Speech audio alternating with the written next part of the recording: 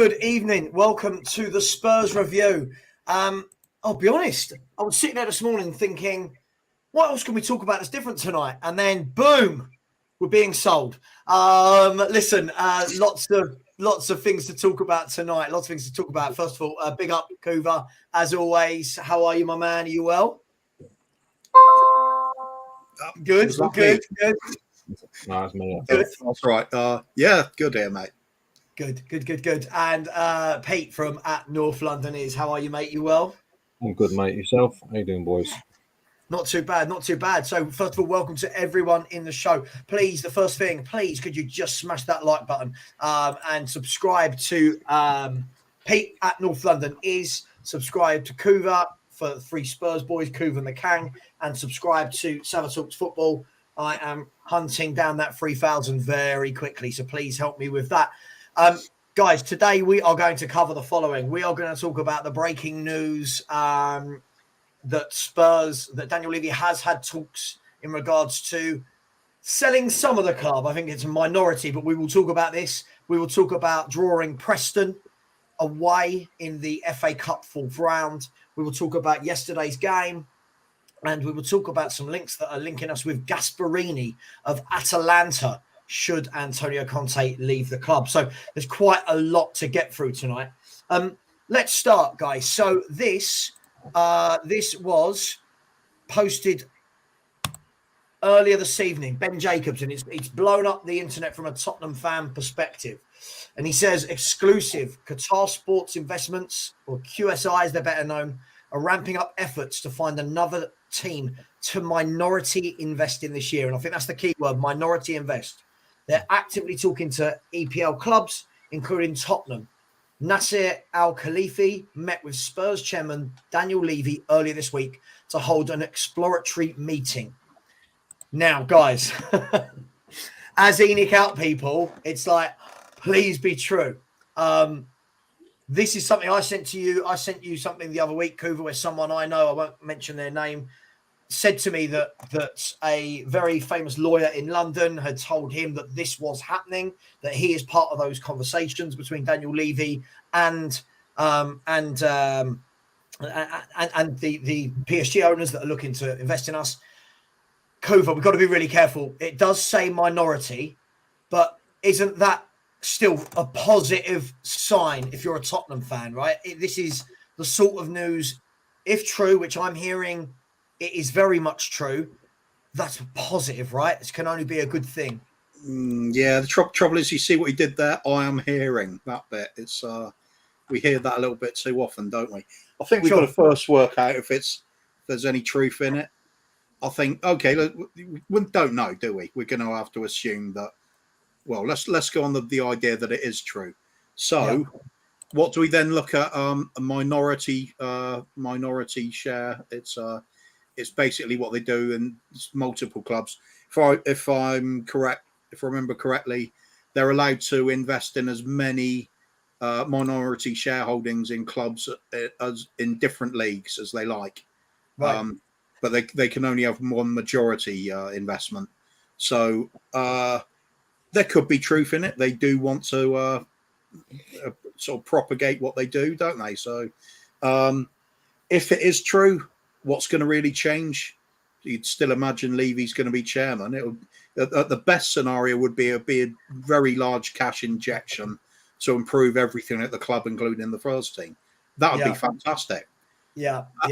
But being the cynical sort of Spurs fans we are, I'll just see it being a case of go on, business as normal, but they've got a nice big partner to wade into NFL merchandise, setting up the ground and the facilities for putting together a franchise for that next sports industry that they really want to get into, because that's where the super big money is. Because the EPL is peanuts compared to the NFL when it comes to revenue. Yeah. Although we get some much bigger viewing. That's just the way it goes. Just quickly, just super chat from George Raffis. Thank you very much, mate. George, my heart is with you and your family for the sad news you told me off air a while ago. So, look, thinking of you, mate, and I'll catch you after the show, right? I'll send you a WhatsApp. Pete, look, as Enoch out people, as people that want to hear, even if it's not true, right? It's the sort of noises you want to hear. As Kuvva said, yeah, it's minority. But what I'm hearing, Pete, is that Daniel Levy will only sell this football club if he gets an offer of 5 billion plus. So even if these owners were to put in, these new people were to put in 20%, that's still a billion pounds, right? So listen, pie in the sky, it could be absolute nonsense, but surely some good noises. No, this is good, isn't it? I believe it when I see it. To be honest, I hope so. As Kuvva said, they already own a club, so they can't own another one.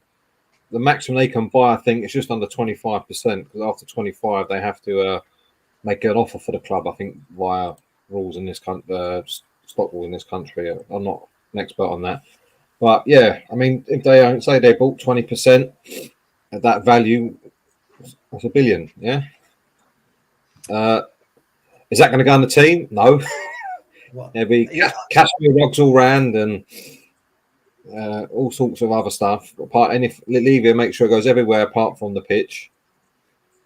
But no, I mean, if they're willing to sell some of it, then you'd like to think they're going to one day looking to sell all of it, and it could be them opening doors. I mean, £1 billion pays off the club debt straight away. Yeah, so they're not stupid. Get that billion in, clear the debt. That makes the club more sellable to everyone else because it ain't saddled with a debt then. So, but some of the conversation that, look, again, it's really difficult, right? Because I'm sure there'll be more noise about this in the coming days and weeks. If indeed he's actually having conversations, that for me is the positive. Okay, forget whether this goes through or not. If a conversation has been had, that for me gives me that 1% belief that, okay, he's open to. I would say it's Levy. Listen, it will be Lewis, but Levy will be the man handling the negotiations, right? So he's his right hand man. For me, this is the only way they make money. This is the only way they make money out of the club, by selling it. This is their only revenue. They don't take dividends. They don't, apart from a salary. But as Enoch as a group, they don't make any money until they sell the club. Yeah, no, absolutely. So, I mean, Kuvva, when we look at this, it's there are billionaires everywhere, right? And at the moment, buying a football club is the somebody messaged me and said basically these billionaires are playing Monopoly in real life, right? It's literally, can I buy a football? Yeah, I can buy a football stadium. I've got some billions of pounds in the bank. If Daniel Levy wants 5 billion, that is the number that people are talking about, right? If he wants 5 billion, do you think we're worth 5 billion when you take into account? Sorry, I know this is terrible. The infrastructure at the club, the money that comes into the club, the concerts, NFL, boxing, stadium naming rights, the golf courses, everything they've bought in and around the stadium. Do you think the club is worth £5 billion? In my opinion, no, of course not. But I'm not the one selling. At the end of the day, it's always market forces, isn't it? Club's worth exactly what somebody's prepared to pay for it. Right. So the real question is, do I think there's somebody out there that would pay 5 billion? Depends what their objectives are. I mean, if it's the likes of Amazon and they want to smash into the sporting world and turn us into like ultra Red Bull team, and doing every sport and having a big centre of operations in London, which is very appealing. And have a ground that can cope with NFL, EPL, whatever else sport you like, all the concerts and everything, and just have Amazon splashed over everything as the market leader and everything, while they propel their ability to sell the sport on their terms all over the world. Yeah, I think that 5 billion would mean nothing to them if they really want to do that. Question is, do they want to? None of us are going to know, are we? We don't. Like I said on the other stream, we haven't got a little Rolodex full of billionaires that want to buy football clubs at hand. So who knows? It's possible. I just find it unlikely. Like everybody else, I think we look at 5 billion and think, are we really worth that much? I agree. I mean, let's be fair. I mean, Pete, let me bring you in here. Look, this is what I would always say, and this isn't me sticking up for Enoch and Levy, but what we want as fans versus what Enoch want as a business has always been at loggerheads, right? It's always been at loggerheads. But to be fair to them, I can't believe I'm saying, they told us when they took over, right? They told us in as many words, Pete, that this isn't out of a passion for football. This is purely financial. They're going to turn this club from £22 million to 4, 5, 6, whatever we sell it for, billions. From that point of view, right, it's hard to see how they actually sell this club unless it's on their terms and not ours, which is why I think the whole protesting thing, I'll be down with it, Pete. I will go. I just think Daniel Levy will look at it and go, I don't care. I do not care. This was not about football. This is about money, and I will sell it when I want, when I get my price. Is that a really bad way to look at it? No, it's the reality we face. He is a part owner of the club, just like with Joe Lewis. He's what, 30% of ENIC?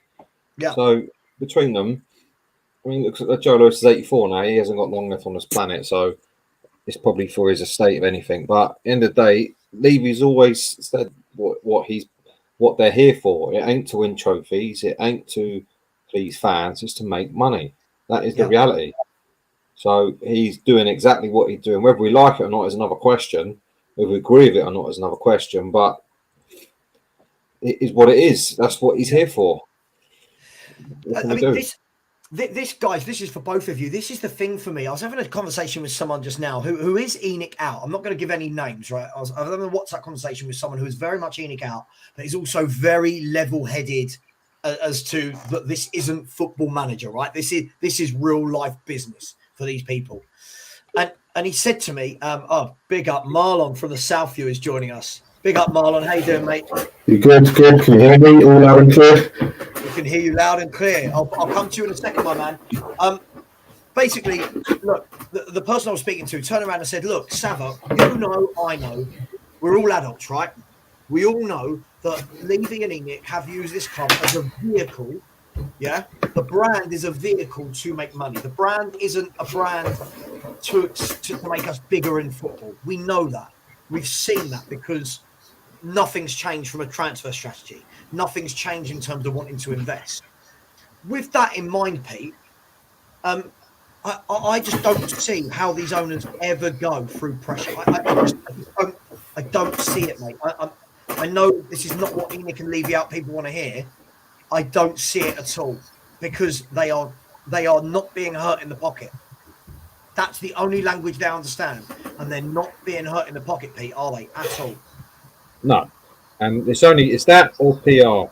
Negative PR will be the thing. They don't like that because that won't attract investors and naming rights and all that, and do them in the pocket. But unfortunately, do them in the pocket will take most of the fan base that go to games week in, week out to mobilise, and that's impossible because the fan base is split. It's not united in terms of wanting to hurt the owners. You've got some that love the owners, you've got some that worship them, you've got others that won't piss on them if they was on fire. So there's a complete split across the fan base on who wants what.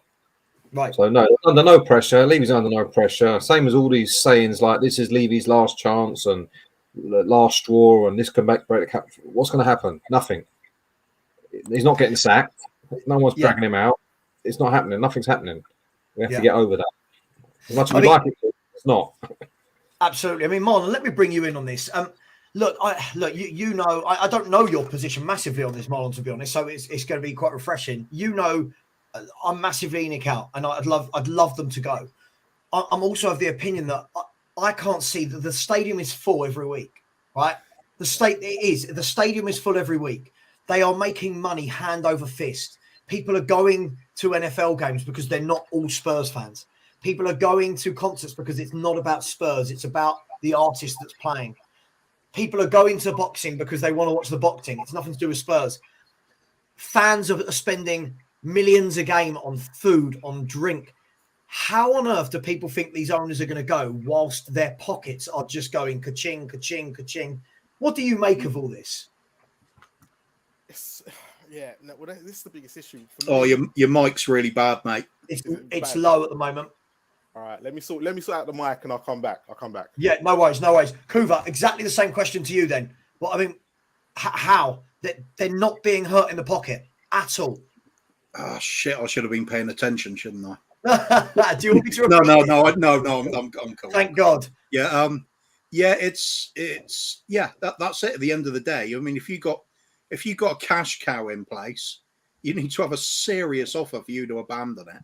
Right. If you're making constant money on it, and it's also the key to your future plans with stuff that's happening off the pitch, that development project they got going on in North London. The reason they could get all those compulsory purchase orders for places, which is kind of scandalous when you look at it, because we're talking about a football club forcing people out of homes and businesses. Sure. That doesn't sound right to me. It's not like it's a hospital or some emergency sort of storm drainage to save lives and things. It's just we're damn right, mate. Bigger tea mug the better. That's what I say. So what's going to force them out? It's just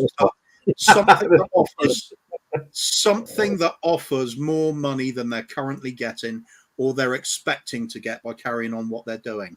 Mm-hmm. That's going to be big, no doubt about it. So, I mean, there's not too many of them people around, are there? No, look. We'll come this comment in the chat. We will come to this next because this makes me laugh so much. We'll come to this in a minute. Before we do, Kuvva, look. There's this argument going around, and I get it, right? So you've got people that go every game, right? That go, well, of course I'm going to go. I've paid for my season ticket, and I don't want to give up my season ticket because you don't know when you'll be next in the queue. Cool, I get it, absolutely spot on. But at the same time, if all these people are still going week in, week out, but going, I despise Levy, he's all about the money. I don't understand what changes. I don't understand what will ever change for him to go, this isn't worth the hassle of me owning this club anymore. That's what I don't understand, what people think will change with the owners. I mean, how many people, Marlon, let me bring you in here as well. How many people would have to protest for this to actually make Daniel Levy go, Jesus Christ, they really want us out? For me, it would have to be the whole of the South Stand. The whole of the South Stand singing every game, no matter if we're winning, losing, but pinpoint Daniel Levy. Don't pinpoint Enoch. Separate the two at the moment, right? Pinpoint Daniel Levy, because if it's personal against him, then he will go, hold on, what am I doing here? You could sell the other day, if the camera was on him, it hit him. For the first time, it hit him. And at the moment, I think that's what we've got to try and do, is because Enoch as the brand, I'm not going to sell. Everything's going too well for them. They're not going to sell.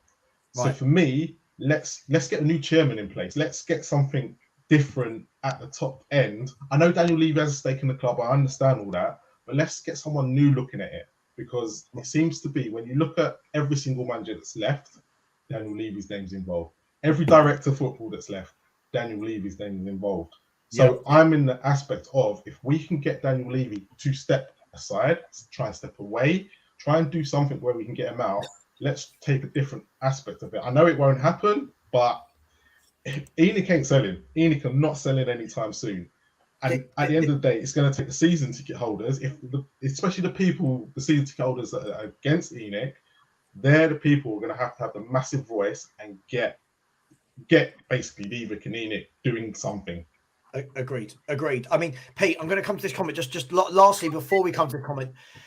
Pete, this is the thing for me. When we've talked for ages about like when fans come on, like bless him, like Dan yesterday who came on and obviously hates Enoch out, and he's like, right, Conte's got to stay. We've got to make sure that Enoch go before Conte. It's not reality, is it? Let's be really, really honest. Antonio Conte is a manager who, if we say let's keep him until we get new owners, I feel like people think that we protest once, the club put up for sale, and in 2 months you've got a new owner in situ. That's not reality, is it, Pete? It just doesn't work like that. No, it's bollocks. To be honest, people who have that silly idea, it's going to take a monumental effort to make him. Basically, you got to make him feel about as welcome as a fart on a lift in that stadium. Yeah, then you might think, this ain't worth it for me. But then if you do that, he'll probably just not go to games. Instead, he just won't turn up at the stadium. But it's only with, I mean, all these people going to the game, I get all that, and I agree they're not going to want to give this up and that up, and if they're paid money.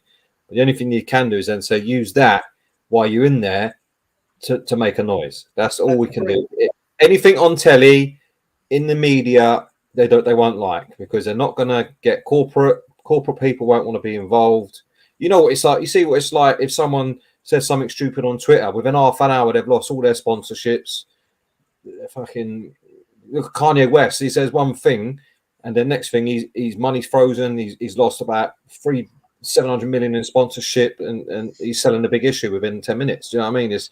It's only like that sort of pressure in the ground, that sort of negative thing, media news will make him feel uncomfortable. And that's what you got to do, make him feel uncomfortable. It will take a lot, because the man's got no shame, to be honest. This is a man who wanted to charge people 60 quid to get back in the game after COVID, when every other team was charging £30. Do you know what I mean? I don't think if we own an airline, what would happen? But it's going to take a lot. But something has to start, and it has to start with noise. Noise is the start, and that's all we can do.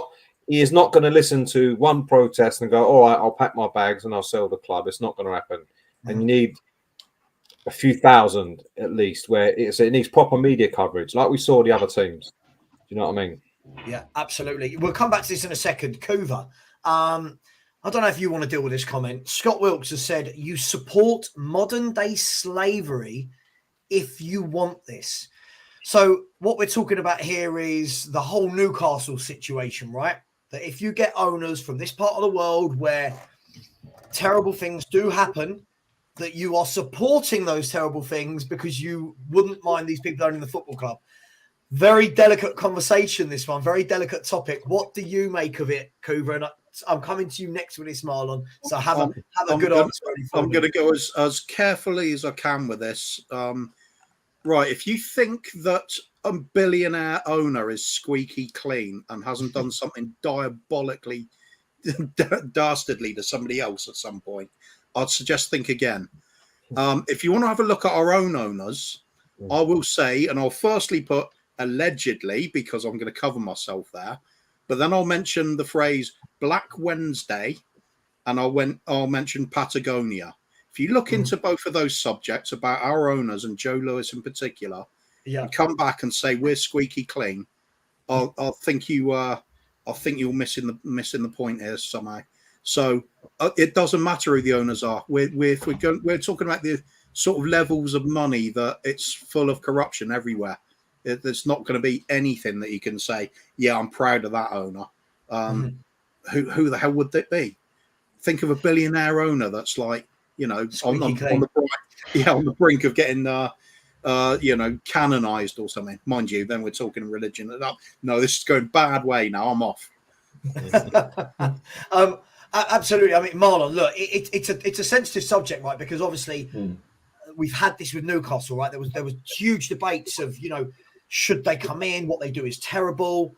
But I suppose the difficulty, like Kuvva said, is depending on what your level of hate is towards certain things that each corporation do, depends on your situation here, right? As I said, I was just sent an article about Patagonia from someone earlier. And when you read into what Joe Lewis is doing with that, it's like, Jesus, you know, come on. So where do you stand with this, Marlon, if QSI were going to take over Tottenham in some way, shape or form? Look, it's a case of, personally, I'd have to go and do a lot more research into my own beliefs and what I think, you know, what they've been doing, because obviously I want my own ideas. I don't want to be reading what the media is doing, because the media only show half. They always do. Of course. But again, I agree with a lot with what Kuvva said. You've got to... It's kind of that situation where no matter what owner you have, no matter what billionaire you look at, they're all going to be corrupt in some sort of way as well.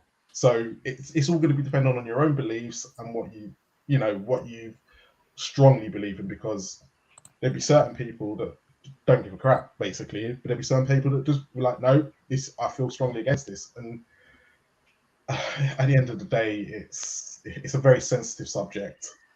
But that's the biggest thing right now. And at the end of the day, we're talking about something that's not even happened yet. We don't even know what's happening. So yeah, sure, you know, of course. It's kind of one of them. Until I look further now into it, I'm not saying I'm sitting on the fence with it. I'm sitting on the fence until I know furthermore, because I don't want to sit here and say anything when I don't know the full story. Yeah, absolutely. I mean, Pete, let's be honest, right? How many Newcastle United fans do you think right now, and they're mental, them, like, if you ever go to a game and they're mental, how many do you reckon are going to that stadium week in, week out complaining about their ownership? None. They was all putting tea towels on their crust and everything else when they turn up. They were loving it. Listen, at the end of the day, as Kuvva and I agree, there's not a billionaire in the world. You don't get to be that successful without being a bit of a cunt. It's just reality in life. Yeah, you got to be horrible in some way. Now, there's different levels of that. But when you talk about modern slavery, I mean, look at everything you wear from China. Do you think they're all paid top dollar when they're making it? Of course they're not. All the clothes you wear, the phone you use, everything is. The world is built on cheap labor, unfortunately. So it's just one of those things. I don't agree with it, but it is what it is. Ever worked in retail in this country? You'll know about slavery, yeah? When you're fucking working your nuts off for nothing. But it's just the way of the world. It is what it is. So we can stand on our soapbox all day long and say we're not going to be part of that and we don't want any of this and any of that. But then it just go elsewhere. And then you're left at the bottom. I mean, where do you want to be? I support a football club to win things. If that's what is happening, then that's what's happening. There's no point in it's the same argument as people say footballers shouldn't be paid this wages. Well, they probably are overpaid, but it is what it is. You know what I mean? The ones that don't pay it, and look where you end up. Look where we are by not paying. It's just you got to go with what it is until the whole world changes. You can't stand on your soapbox all the time. Do you know what? That's the worst argument for me is when people say, "Oh, you know, nurses and that should be paid what footballers are paid." Now, don't get me wrong, completely underpaid, but there's no correlation, right? There's no correlation. One lot of people are paid by the government, the other lot are paid by a private company that have got billions of pounds and purely invest in football, right? It's not. It's for me, it's not the same. Kuvva, let's go back to let's move away from that. I mean, I've put a poll in the chat just to see how many people. And by the way, there's 294 of you in here and only 64 likes. That is tight. Come on. I like to think that we are not a stream full of leavies. Smash the like button. It is free for you to do. Kuvva, let's step away from that subject for a minute. Let's look at yesterday's game. We talked about yesterday on the show. First of all, with the lineup, were you surprised that Jed Spence didn't start? Was I surprised? No, not in the slightest. Should he have? Yeah, of course. I think he's worth a go. I mean, it's bloody hell, it's Portsmouth at home, isn't it? If you can't have a look at that point, why bother? That for more than any other game that's happened so far, that is the reason why you have to say, why the hell did we sign him? Yeah. I'll find no reasonable explanation for it. Putting on youngsters, bringing on Alfie Devine, but can't give Jed Spence a go. Ridiculous for me. It's either Conte making a point to the owners, or really the signing turns out to be so bad that it was a bad investment in the first place. I can't believe it's the second one. I could believe it's the first one, but we don't know, do we? It's guesswork again. But it's mystifying. Yeah, absolutely. I mean, the thing for me, Marlon, is this, and I don't know. Obviously, we've not had this chat. I don't know what you feel about this whole Jed Spence situation. Deep down, we knew, right? Deep down, you knew that Jed Spence wasn't going to start. But there's that little bit, I think, of every Spurs fan thinking, all right, with all due respect, it's Portsmouth who have just sacked a manager because they've not won in 5 league games. They're bottom of the League One form table. Surely, Jed Spence, 90 minutes. Let's see what he does against that level of opposition. Let's see why somebody wanted to buy this bloke. Do you think we're now at the point where it's actually unfair on the kid that he seems like he might be being used as a bit of a pawn in the Levy Conte game? Yeah, no, he is. I think he is personally. I've said it from day dot. He's a pawn in this now, and unfortunately for him, it's one that he made the move. Apparently he didn't want to go out on loan at the end of August as well, so it's a bit on him as well. But if Conte plays him, he does well yesterday. He wants a right wing back, a new right wing back of top quality. He doesn't want Doherty. He doesn't want Royale. But Spence goes and plays well. Levy and the club are going to go, well, we gave you a club signing. He's done well. Why don't you just put him in instead? Then when he wants someone else, it'll be another club signing. It'll then be another club signing. And this is the problem you've got is Conte wants his players. He doesn't want club signings. And at the end of the day, if the club signing comes in and does well, the club are likely to do it again. So you have to go with what... Look, at the end of the day, whether he should have played yesterday or not, I don't know. But with games coming up, you know, Royale and Doherty are probably going to be the two at the moment. One of them's not going to play. Royale hasn't been playing. If Doherty gets injured in the week, you can't have Royale going into that Arsenal game. He hasn't played for weeks. Because let's be honest, Spence is not going to play against Arsenal. So you can't take the risk with Jed Spence. We've got two right backs already. I'm not surprised at all. My biggest surprise was that I was surprised that Kane played, and I'm so happy he did. But at the end of the day, Jed Spence, he's not. At the end of the day, is Jed Spence going to be good enough to get us in the Champions League? Yes, we don't know, but the sort of right wing backs we want as fans, it's not a Jed Spence, it's not a Royale, and it's not a Doherty. So why play him? At the end of the day, I get it. I get it. I mean, Kuvva, we said all summer that I didn't want Spurs to sign Jed Spence. It's nothing against the lad. I just felt that, again, as always, that it was a Spursy signing. It wasn't the level we needed. And then, but we were told by so many people, no, he's really good. Get him in, blah, blah, blah. All right, he's at the club. I'd love somebody to be able to tell me how many minutes he has actually played in the last in the last 5 months for this club. I don't reckon it can be more than 90 added up. I don't reckon. I just finished. Sorry, Pete. Let me come to you. Sorry, Kuvva. I forgot, Pete. I didn't. You know what I mean. Pete, where are you with this Jed Spence thing? Is it now a case of Conte is showing his hand of I did not want him. I am only playing players that I want. Well, that's a worried case then, because he's playing Royal. So what you're saying is he wants Royal. I mean, listen, he made his point. Yeah, I think it's time now to let it go. He's made his point for the first half of the season where he hasn't played him. Yeah, he's not going. The boy's not going anywhere. Yeah, and so he's made his point. I think now because now the only one that's suffering is Spence, and it's not fair. He sits there. He looks like he's got the ump. He comes on. He's got the ump because he knows he ain't got long to do anything. And whatever he does do, it ain't going to be good enough. Right. And when you're watching every week that clown Royal getting above you, you're bound to get the ump. Right. I mean, I think he scored a massive own goal yesterday in the lineup. I think you're playing League One Portsmouth. Yeah, we know how bad Royal is. We don't know how bad or good Jed Spence is. Right. The same with Alfie Define. Why not play him? And bear in mind, you got a midday game. Yeah, the crowd are going to be flat because they always are at that time of day because they've not had a few beers and all that. Yeah. Everyone got a bit excited over the young players, Sarr and Gill for Palace. Do you know what I mean? A few massive tug of fun after that. So then you go, right, you build on that. All right, we need to get the crowd up here. We're going to have any to get this game going. What the crowd want to see? They got Alfie Devine in there. They got Jed Spence because you hear their cheers every time he comes on. The crowd want to see it. Yeah, they've made that perfectly clear. They don't want to see that idiot. They want to see Jed Spence. At least let's have a look at him.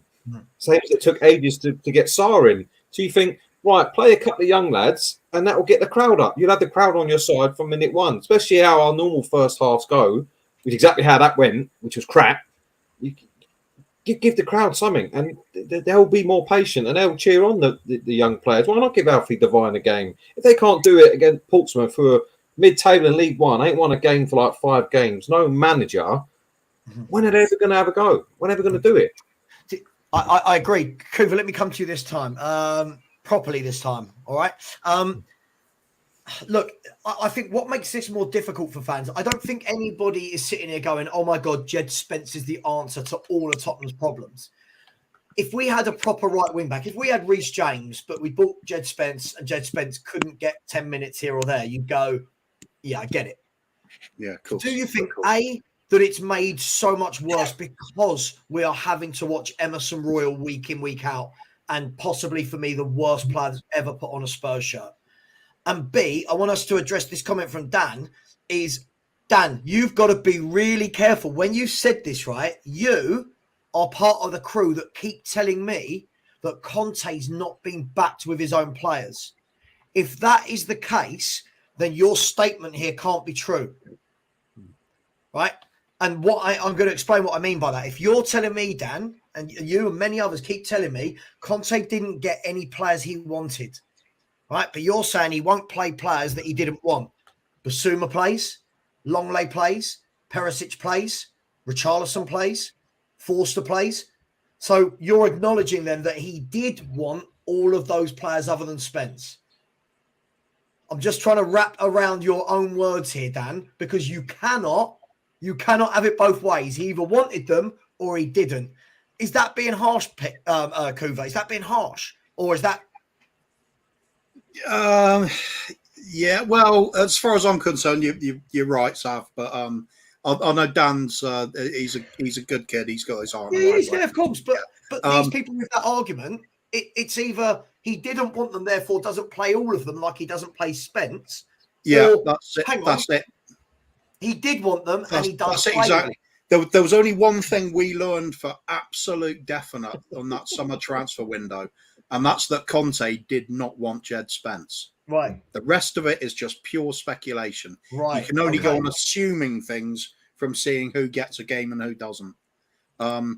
So I don't buy into the whole he's backed. I don't buy into the whole he's not got anybody he wants either.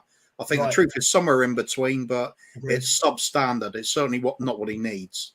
Right, absolutely. You know what the worst thing was about that? Sorry, is as soon as you saw the lineup, you knew exactly who the worst player on the pitch was going to be, and you're playing the League One side. You knew he was going to be the worst player on the pitch, regardless. You know what I mean? That's how bad it is. You just knew it, and you saw it. Some of them through ball attempts and all that. The joke closely followed by Sessegnon, who's also a pony, and I think. When Royal plays, he gets a free right. It put the focus on him, and Sessegnon gets a bit of a free pass because he is dreadful as well. I don't agree with that he was the worst player yesterday. The only thing I'd say is Sessegnon terrible. I don't think Royal was the worst player. I think the worst player for me, and I think he's been getting a free pass the last couple of games, and I think it's because he's come from our academy. But Oliver Skip has been absolutely terrible. Oh yeah, I agree with that. Absolutely awful, and I thought he was awful yesterday as well, considering. Out of him and Sarr looked more like the better player, but Oliver Skip has been hauled off against Newcastle, hauled off against Bournemouth, and it seems to be he's getting a total free pass. I agree. Everyone will pick on Royal first, but where was Skip? Skip against Crystal Palace nearly cost us a goal within that first half because he gave the ball away. And I don't understand why he's getting a free pass at the moment because, yes, he's coming back from injury, but he's had a run of games recently. And yet he just isn't performing anywhere near Højbjerg's level, Bentancur, or even Sarr now. Even Sarr, I believe, has pushed in front of him. And I know everyone doesn't. I get the thing with Royal. I get it. I completely understand it. But at the same time, I don't think he was the worst player on that pitch yesterday. That's just me. I think look, this was worse. I agree on Skip. I think Skip is poor. You don't know me yet, but I can't say I think Skip's well overrated. Savva tell you that. I've been saying it for ages. Yeah. But for me, it's just we've rarely seen Skip lately, and I'm happy to keep it that way. It's just Royal is just fuck. I get it. And the thing is, I do get it with Royal. Technically on the ball, Skip's out of form, poor form, but he's still a better footballer than Royal. Royal is an absolute Agree. That is the thing. He's still getting in. Can we group into this? I think it's about time we did as well. And it's a player that I've never, ever rated. Ever rated. I think Sessegnon is every bit as bad as Emerson Royal. If I'm really honest, I don't think Sessegnon's ever done anything in a Spurs shirt that's made me go, you know, I hate this phrase. There's a player in there. I hate that phrase, but I don't know what he does. Like yesterday, you're thinking to yourself, right, come on, Sessegnon, you are playing against a right back for Portsmouth, right? Take your man on, beat him, knock it past him, beat him, get the cross. He couldn't beat him to save his life. He can't pass. I lump both of them into this. And I can only assume that is why Adoji was bought, to be the successor to Perisic. And my worry, guys, at the same time, is that Sessegnon, because he's English, will be given another contract at this club. Just think about that, right?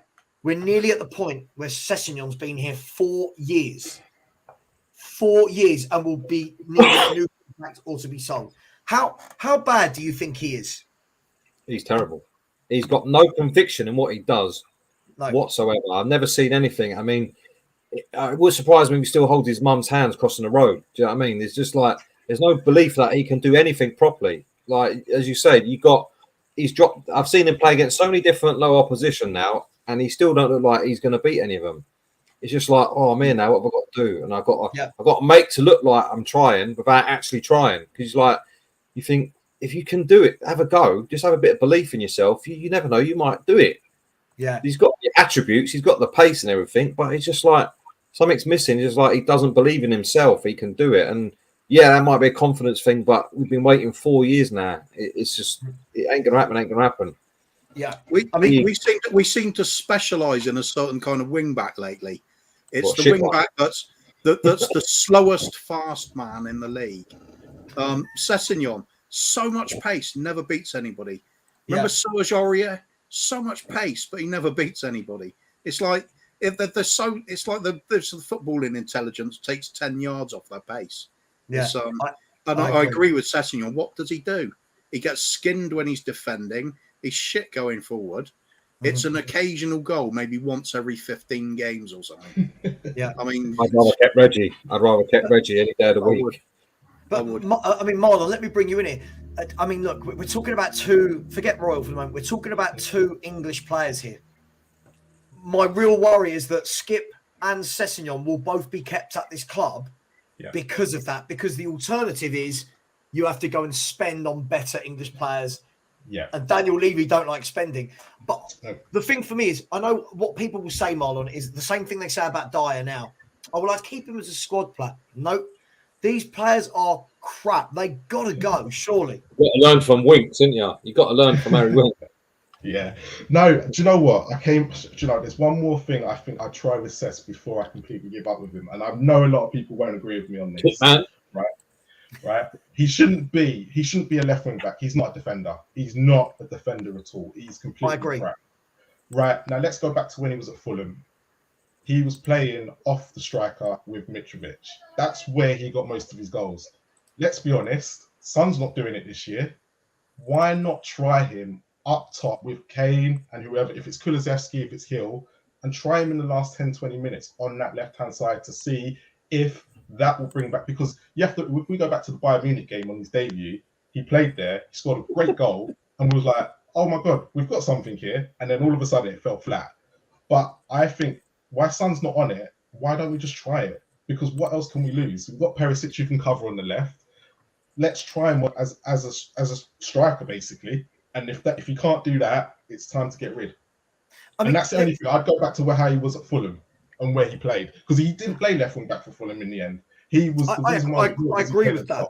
Yeah, I agree with that, Marlon. I agree with half of what you said, right? So, Pete, listen, if we all agreed on everything, it would be boring. Listen, I agree with Marlon, Pete, in the fact that we bought Sessegnon, who played as a wide forward in the Championship. I want to put this out there, in the Championship for Fulham, and had that season where he got 16 goals and 8 assists. So why do we think he's a left back or a left wing back? Why is this? Is this purely because he's left-footed? I don't understand why our fans think that he is or why any manager thought he was that. I think it's just good way the game sort of went, didn't it? He's I don't know. For me, we should have bought him then, but we didn't want to pay the money for him then, and we tried and we got him cheap. And he came in the Premier League and was toilet. And then we bought him after that. And then for me, he's never recovered after that. When we first bought him, I was pretty excited, actually. I thought, okay, I've seen what he can do. There could be a player there, but it's just not materialised. But I agree, yeah. I mean, that's the Tottenham way, isn't it? We buy a player in one position and then make him play in another one. Right. We do it time and time again. So we buy a player that plays in a back three and then put him in a back two. I mean, you can reel off the list of players we've bought. Soldado plays in the front two. We bring him in and play him up front on his own. Lo and behold, it don't work. Doherty, first when he came to the club, we bought him playing as a wing back. We put him as right back. Lo and behold, it don't work. Do you know what I mean? The list goes on.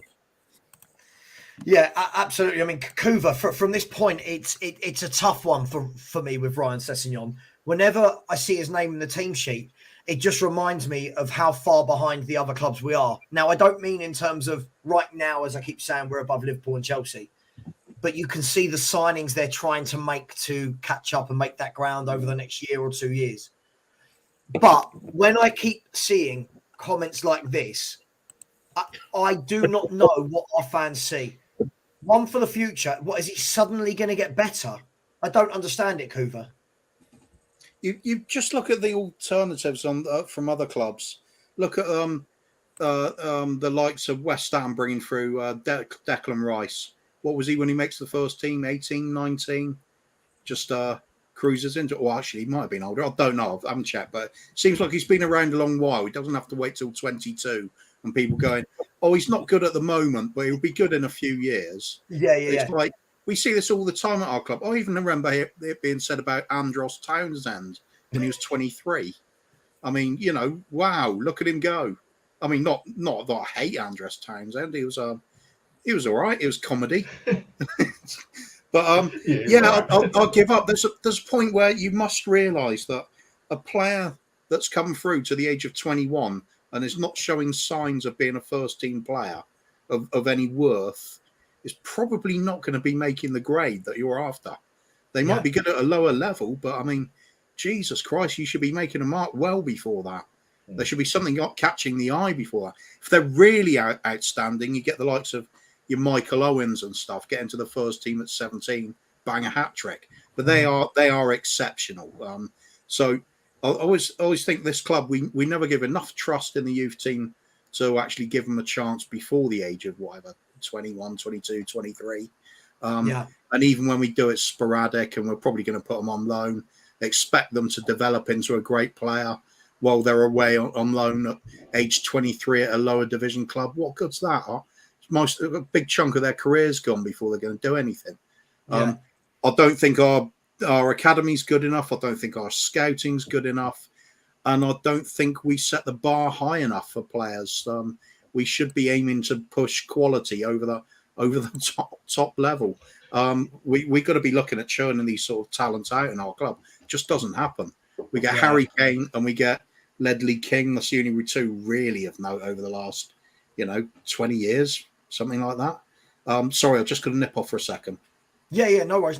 Listen, I know, Marlon, that you need to go in a few minutes, so I'm going to change the subject slightly. So I just want to get your answer before you jump off. That's all right. I want to talk about Malinovsky. Now, this is an interesting one for me because, like Pete, we had this conversation in a WhatsApp chat. Big up, Danny. We had a conversation in a WhatsApp chat about Malinovsky. Now, for me, this whole Malinovsky, I won't call it a saga, but this whole Malinovsky situation, and I will stop saying Malinovsky in a minute because it starts to sound like it's not a word, sums up this football club. Now, when I talk about this isn't me saying, oh my God, I wanted Malinovsky, okay? It's not that at all. But the thing for me, Marlon, is if the club wanted him, which we're being told by the likes of Fabrizio Romano that we did put in an offer to loan him, isn't it a really sad state of affairs that if we did want him, that we couldn't even stump up 10 million euros to get a guy the club wanted? It's typical Spurs, though, isn't it? Let's be honest. Spurs. This is Levy's tactics, isn't it? He loves to negotiate. He loves to come out of every deal going, I got the best deal for Spurs. And sometimes it doesn't work like that. Sometimes you just have to go and get. If you want somebody, just go and get them. But at the same time, you go, Spurs don't deal in it any other way, and it's not going to change. And until Levy steps aside, steps away from these transfer negotiations, it's not gonna stop. And that's the biggest problem. And I know Danny next to me is going to have a lot to say about this, but at the same time, it's just when it comes to transfers now, I'm bored of them. I'm just getting to the point of unless Levy's going to look like the bigger man out of it, it's not going to happen. But also another thing that we have to think of is, did these players want to come to us? That's the other question we have to ask ourselves. Because I know we get linked with all these, like, let's take Bastoni. Everyone was moaning we didn't get Bastoni in the summer, but he didn't want to come. There was no way he wanted to come. So you have to take the rough with the smooth. So I hear you, but in this situation, and again, I'm not saying I wanted him. I'm not, because for me, he would have just been another player that fills a bench, doesn't actually start, and then we pretend that we've backed the manager. But the point is, if you look at it, it's not like this is a player that's gone to a bigger club. He's, with all due respect, they've gone to Marseille, right? He's gone to Marseille. Would you rather go to Marseille or Tottenham? Let's be brutally honest. The French League versus the Premier League, Tottenham over Marseille. I'm sorry, I just don't get it. I don't get it, Marlon. If you want him, get him. I don't understand how we can't even chuck 10 million at it.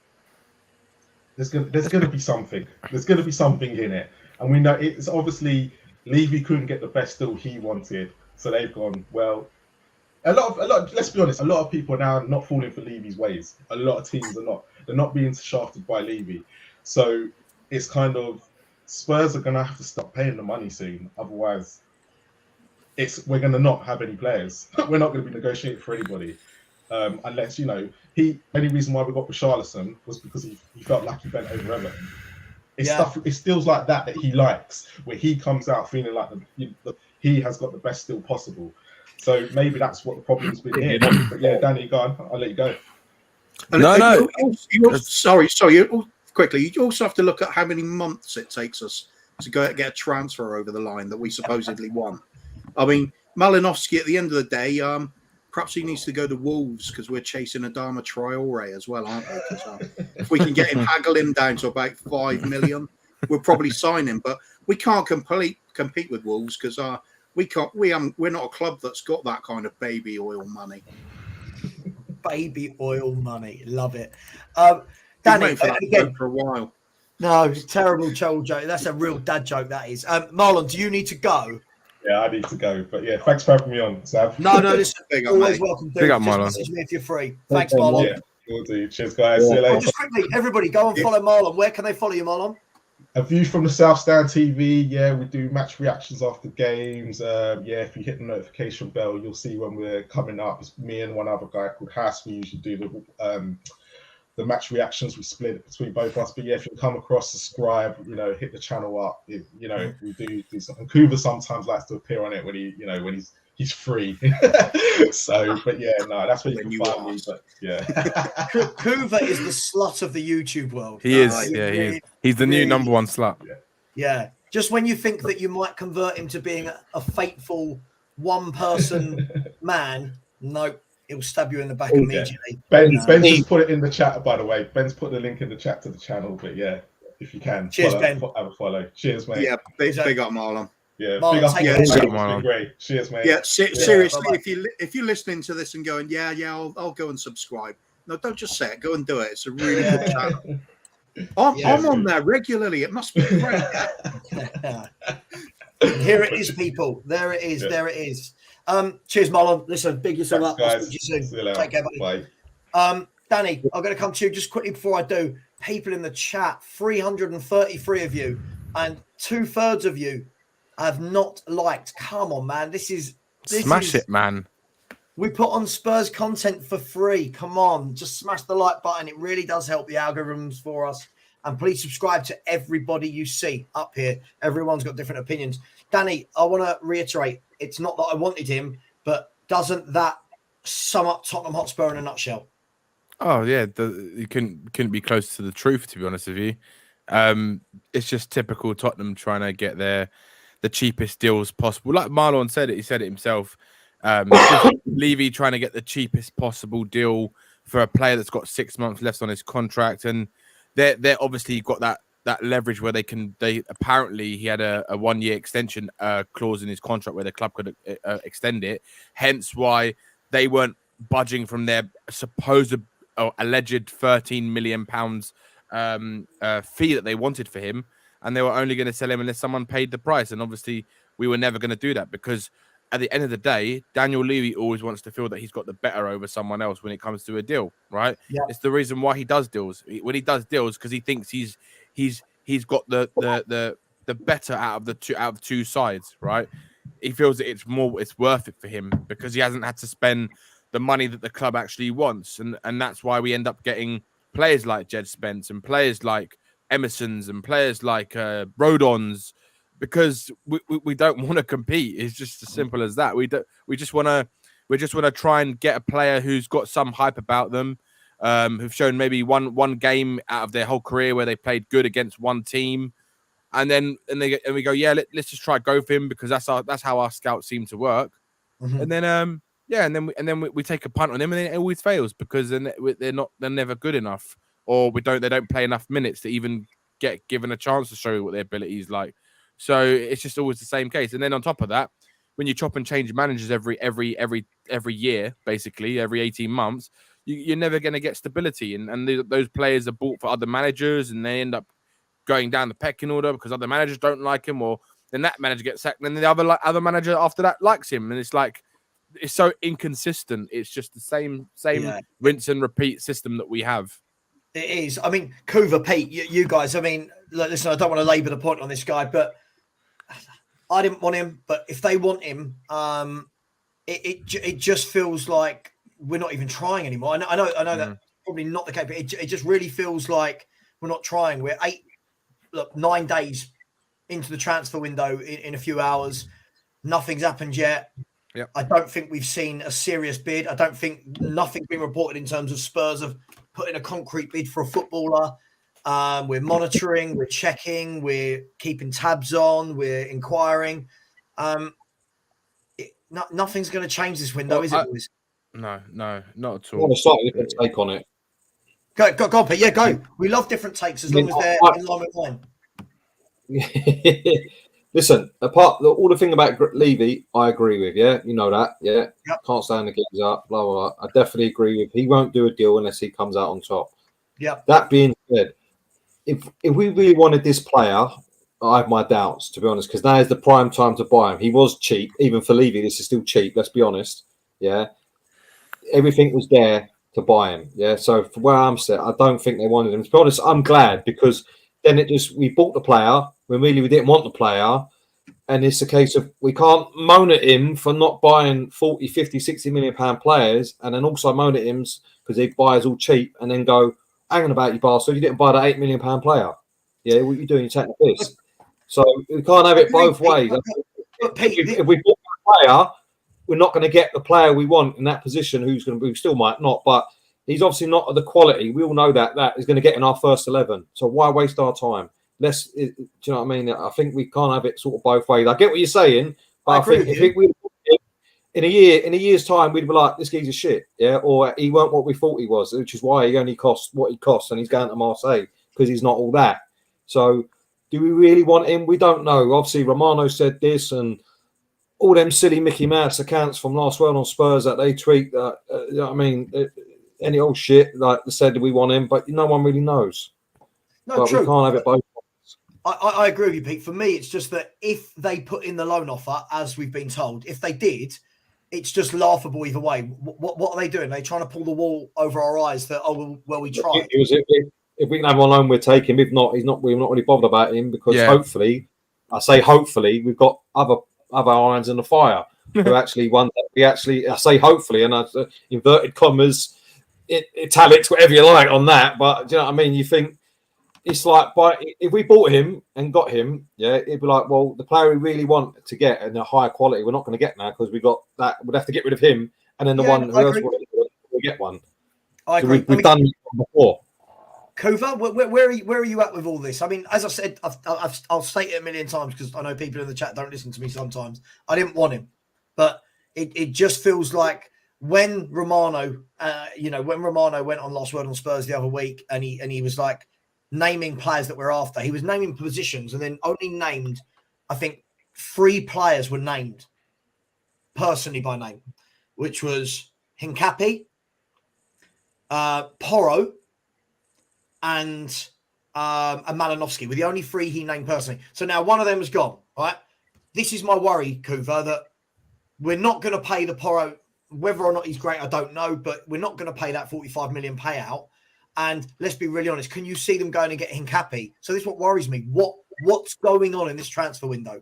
What are we doing? I think if you isolate just the Porro one, yeah, is that the kind of wing back that Conte really wants?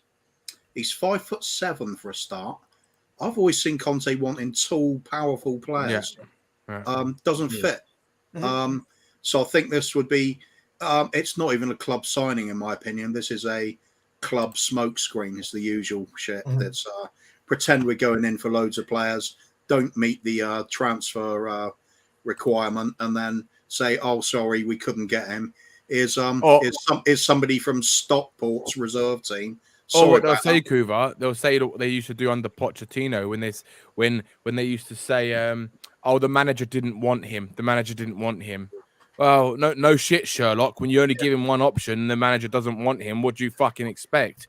Like, and then the manager gives them a list of people he does want, and he doesn't get any of them.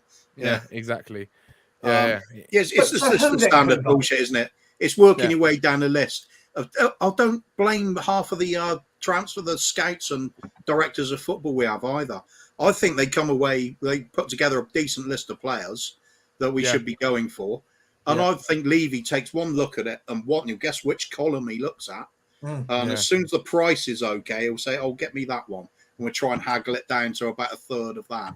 Yeah, so that's what he does. Yeah. I agree with you on the Porro piece, right? I do. Listen, again, these aren't players that I'm randomly plucking out as to why we don't buy them. These are players that are being linked. We're being linked with by people like Romano, who's not always spot on. He's very good the day of the transfer. He's very good at. I'm hearing this is happening in 2 hours, etc. But my point is this: if he doesn't want a Porro type wing back, where's this wing back that is a Conte wing back? Where is that? Where is this person coming from? Who? Dumfries. But how much? How much is Dumfries? Well, I think he'd be a shit signing anyway. But he fits that. He's tall. He's strong. Gets up and down the wing a lot. He does put crosses in. You forget the elephant in the room. Yes, it's the only one that makes sense out of the ones we're linked to at the moment. The elephant in the room is, why are we going to bother buying Conte signings if Conte's not going to be here? Exactly. Point, yeah. Is your other problem. So that's it. I mean, you look. Why that's not being sorted out? You're not going to go. Why are we going to do it? That, Pete, brings me to my point, right? Which is why I think we probably won't sign anyone this window. Right, and I was told today by someone that that we're not to expect any signings until the earliest of from the 20th, right, of this month. And if we do sign a player, it will be one player we sign if we sign a player. And they also said that player is very highly unlikely it's Porro. Basically, that made a joke out of it when we said, "Is there any chance?" Basically saying, "Come on," like sort of thing. It's not right. So Porro would never. It's just all Porro is a smokescreen for me, in my opinion. It's just to show again that we're looking to invest in a player right now where there's a lot of talk about, right? Who's in the media because of he's doing, sort of thing, flavor of the month kind of thing, and he's doing really well. He's a very good crosser of the ball. He's technically gifted. He's very aggressive. He might be small, but he's got a lot of great attributes. But once again, it's going to come down to, like Kuvva said, it's that Excel spreadsheet that Daniel Levy gets when he gets the player list. And the one thing he looks at, he doesn't even look at the names, just looks at the prices. He tells them to don't give me the names of them, just give me how much they cost. And they will go, "Yeah, I want that one." And then it ends up being like Joe Roden's brother or something like that. Mm-hmm. I mean, look, this Pete, you hit the nail. Oh, Kuvva, it might be you, but the nail on the head here, right? Is whilst we've got all this stuff going on with Conte, and this is where the club is this is where the club is such a mess. Is how do we how do we buy players for Conte when we don't know what's going on? Now, I'm not saying he's been offered a contract, by the way. I'm not saying like, oh, sign the contract. We don't know if it's in front of him. But if the two parties can't sit down and agree that moving forward, then this is really going to be at the detriment of this club. But equally, if Conte doesn't have any intention on staying, I then kind of understand the side of things of, well, all right, you want Dumfries. We'll just use that for example. I'm not going to spend 50 million on Dumfries for you if I don't know you're here next year. So this chicken and egg game that we're playing, Pete, I mean, how do we get a winner? How do we get a conclusion to this? Well, it should have been sorted out already and then done, the whole World Cup to do something about it and do whatever has to be done. As I said before the World Cup, if he's not going to have that conversation first week after in the World Cup, are you going to, there's a deal, are you interested in staying? If not, okay, off you go then. And then we go and find the next manager, given the rest of the season, the window and all that, and then plan for next year. The only thing I would say is I agree. I don't want the club buying players and then we got to spend in 6 months, another man's going to come, we got to get rid of him and him because they don't fit my. But that's what Paratici's supposed to be there for as a director of football, buy players that suit the club. Yeah, the problem is the club's got no identity anyway. So that is another problem. There's never been a set way of playing. There used to be, but not anymore, where at the club, this is how we operate. This is how we do. This is how we play football. Porro to me. Go on, Pete. Sorry, go on, Pete. Go on. Yeah, so the fact we don't have that means that it does mean that the director of football is buying players for the manager each time rather than ones that suit the club. Now, I got a funny feeling if Conte goes, Paratici won't be far behind him, either in the back of a security or going anyway. But because it don't, for me, the director of football doesn't work in our club. It don't really work in a lot of places in this country, a lot of clubs, but especially in our club, it doesn't work. So let's not fucking around with it because we've had how many now? It don't work. As long as he's there, he wants to have his hands in all what's going on. It will not work. Yeah, I disagree that the director of football does work because it's just that buffer for Levy, isn't it? The director of football gets the blame from the fact. Oh yeah, we said that. I said that from day one. I said all that's going to be is a pawn to go. Look, Paratici can't do transfers. I might as well start doing it again. Yeah, just quickly, I just need to read out some super chats, then we'll come back to this. First of all, KJ, thank you very much. Big up, my man. He said, big up Savva, Kuvva, and Pete, and we'll chuck Danny in there as well. Levy is never getting 5 billion. Yeah, we'll go back to this a bit later, but yeah, thank you very much, KJ. If he wants that and he won't get it, then I guess we're stuck with a bloke for a very long time. Big up my main man, Henry Wright TV. Henry, I said, big up Savva, Kuvva, and the guys. That sounds like a good name for a band. What do you think the likes of Harry Kane and the players think on all the news around leaving Munich on social media? Henry, I'm going to come to this. I don't know if you're still watching, mate, 'cause I know you're going to go live soon. I'll come to this in a minute. I just want to finish this conversation about transfers. Kuvva, this for me, this is where you've got lots of different sections of fans, right? So you've got the fans saying, listen, just give Conte whatever he wants this window. Just give him and show him that we are willing to back him. You've got the fans going, well, no, actually, I get it. I get why Levy's not going to buy players if Conte isn't definitely going to be here because of family, because of what the club do, whatever the reasons are. And then you also get the bit in the middle for me, Kuvva, where for me, I kind of get it. If he's not going to be here, do we really want to go and buy 40, 50 million pound wing backs when most likely the next manager that comes in will probably play a 4? Now you've got to go and buy 2 fullbacks to play that manager system. The whole thing's a mess, right? All of it is a mess. I think bollocks about buying for specific systems. Just get quality players in capable of playing more than one position. It's fine. You look at throughout history, Stephen Carr we used to have as a right back, but he wasn't a right back. He was a right wing back. Chris Hughton before that, or same deal. Kyle Walker was originally just a fullback, but he bombed forward as well. You don't need to have this rigid idea of they can only fill one position. I'll go as far as to say if they're so specialist that they can only do that one role, bar goalkeeper or centre forward. then I don't think they're a very good player. Wait, maybe throw central defence into that. The rest of it should be pretty flexible. Yeah. If you're not flexible, you've got a shit squad. End of the day.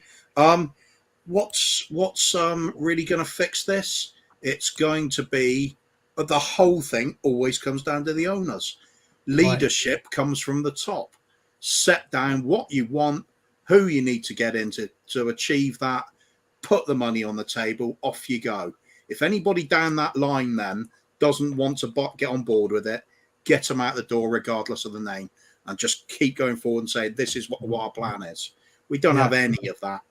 No part of the jigsaw is going to stay in place with when Levy's there, except for him. Yeah, I mean, Danny, the key thing for me, my message has been all along, and listen, I'm fully aware that I am dreaming here completely, mate, right? I am completely being deluded when I say this, but when I've talked about a reset, and I know Kuvva's talked about it as well, we're talking about a director of football, manager, and chairman, and the scouts and the academy all being on the same page.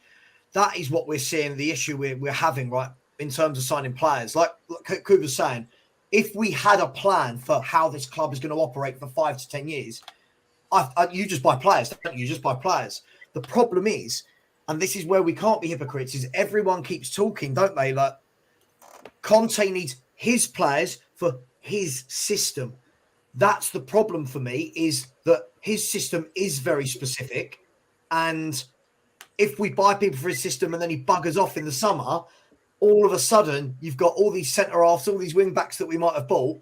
Next manager comes in and goes, actually, I want to play wingers. I want 2 fullbacks. I want 2 wingers. I want a playmaker. And then all of a sudden it's, oh, God, the next manager we're saying, well, he hasn't got the players he wants. We haven't got the players to play a Ten Hag system. Or this is the problem, right? Yeah, I mean, it's always been the problem at Spurs. It's never not been the problem. That's the thing. I can't really add more to that, to be honest with you.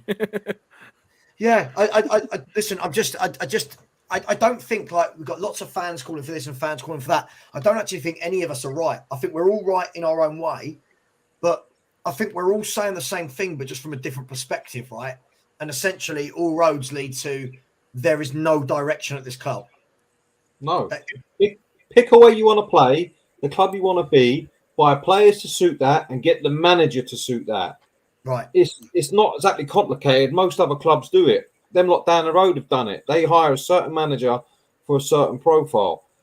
Yeah. Some have been success, some are failures, but they're reaping the benefits of that now. Liverpool do it a certain way. Yeah. The only club that's like us that's been a mess is Man United, because they've gone down every alley. To be honest, everywhere they've gone, we've gone behind them, and then when the geezer turned around, we took him off them.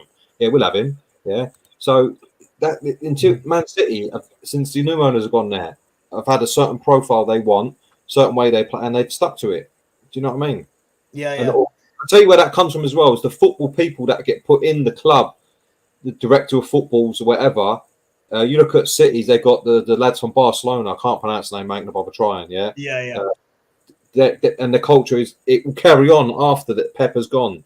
Yeah, Arsenal got Edu, who knows the way Arsenal want to play, everything else, and that's carrying on from him. We don't have that. Yeah, we have the only football people that really know the history of the way our clubs will be playing. Are run around giving stadium tours or opening up Sainsbury's. None of them are on that level in the club. Yeah, absolutely. I mean, Kuvva, I mean, when we talk about this subject, it's so difficult, right? Because the problem is, as I said, Conte's system is very specific. I know you're saying different players play different positions, but for Conte's system, you need those 2 that are out and out wing backs. You know, not fullbacks. They've got to be out and out wing backs that know that art. The 3 centre backs need to be very, very comfortable in terms of going out and supporting, because the wing backs leave gaps in behind. My worry is this, Kuvva. I can't see any way this ends other than Conte not being an next year. I'm sorry. I know people love him. I know people want him to stay. Yeah. Can you see any way in which that is feasible at all for Conte to be the manager of this club next year? Yeah. Levy and Enoch have gone. It's the only way. But realistically, that's not realistic. That's not no, he's gone. He's gone already. Right.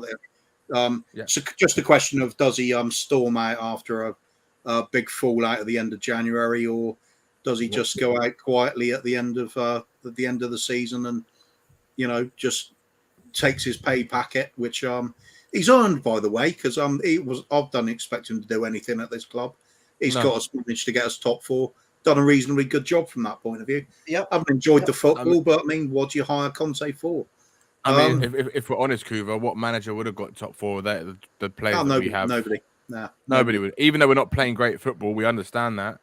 Even last season, nobody. It would need. You could argue maybe a Harry Redknapp to motivate the players to do it better. You could maybe argue Pep Guardiola would improve players.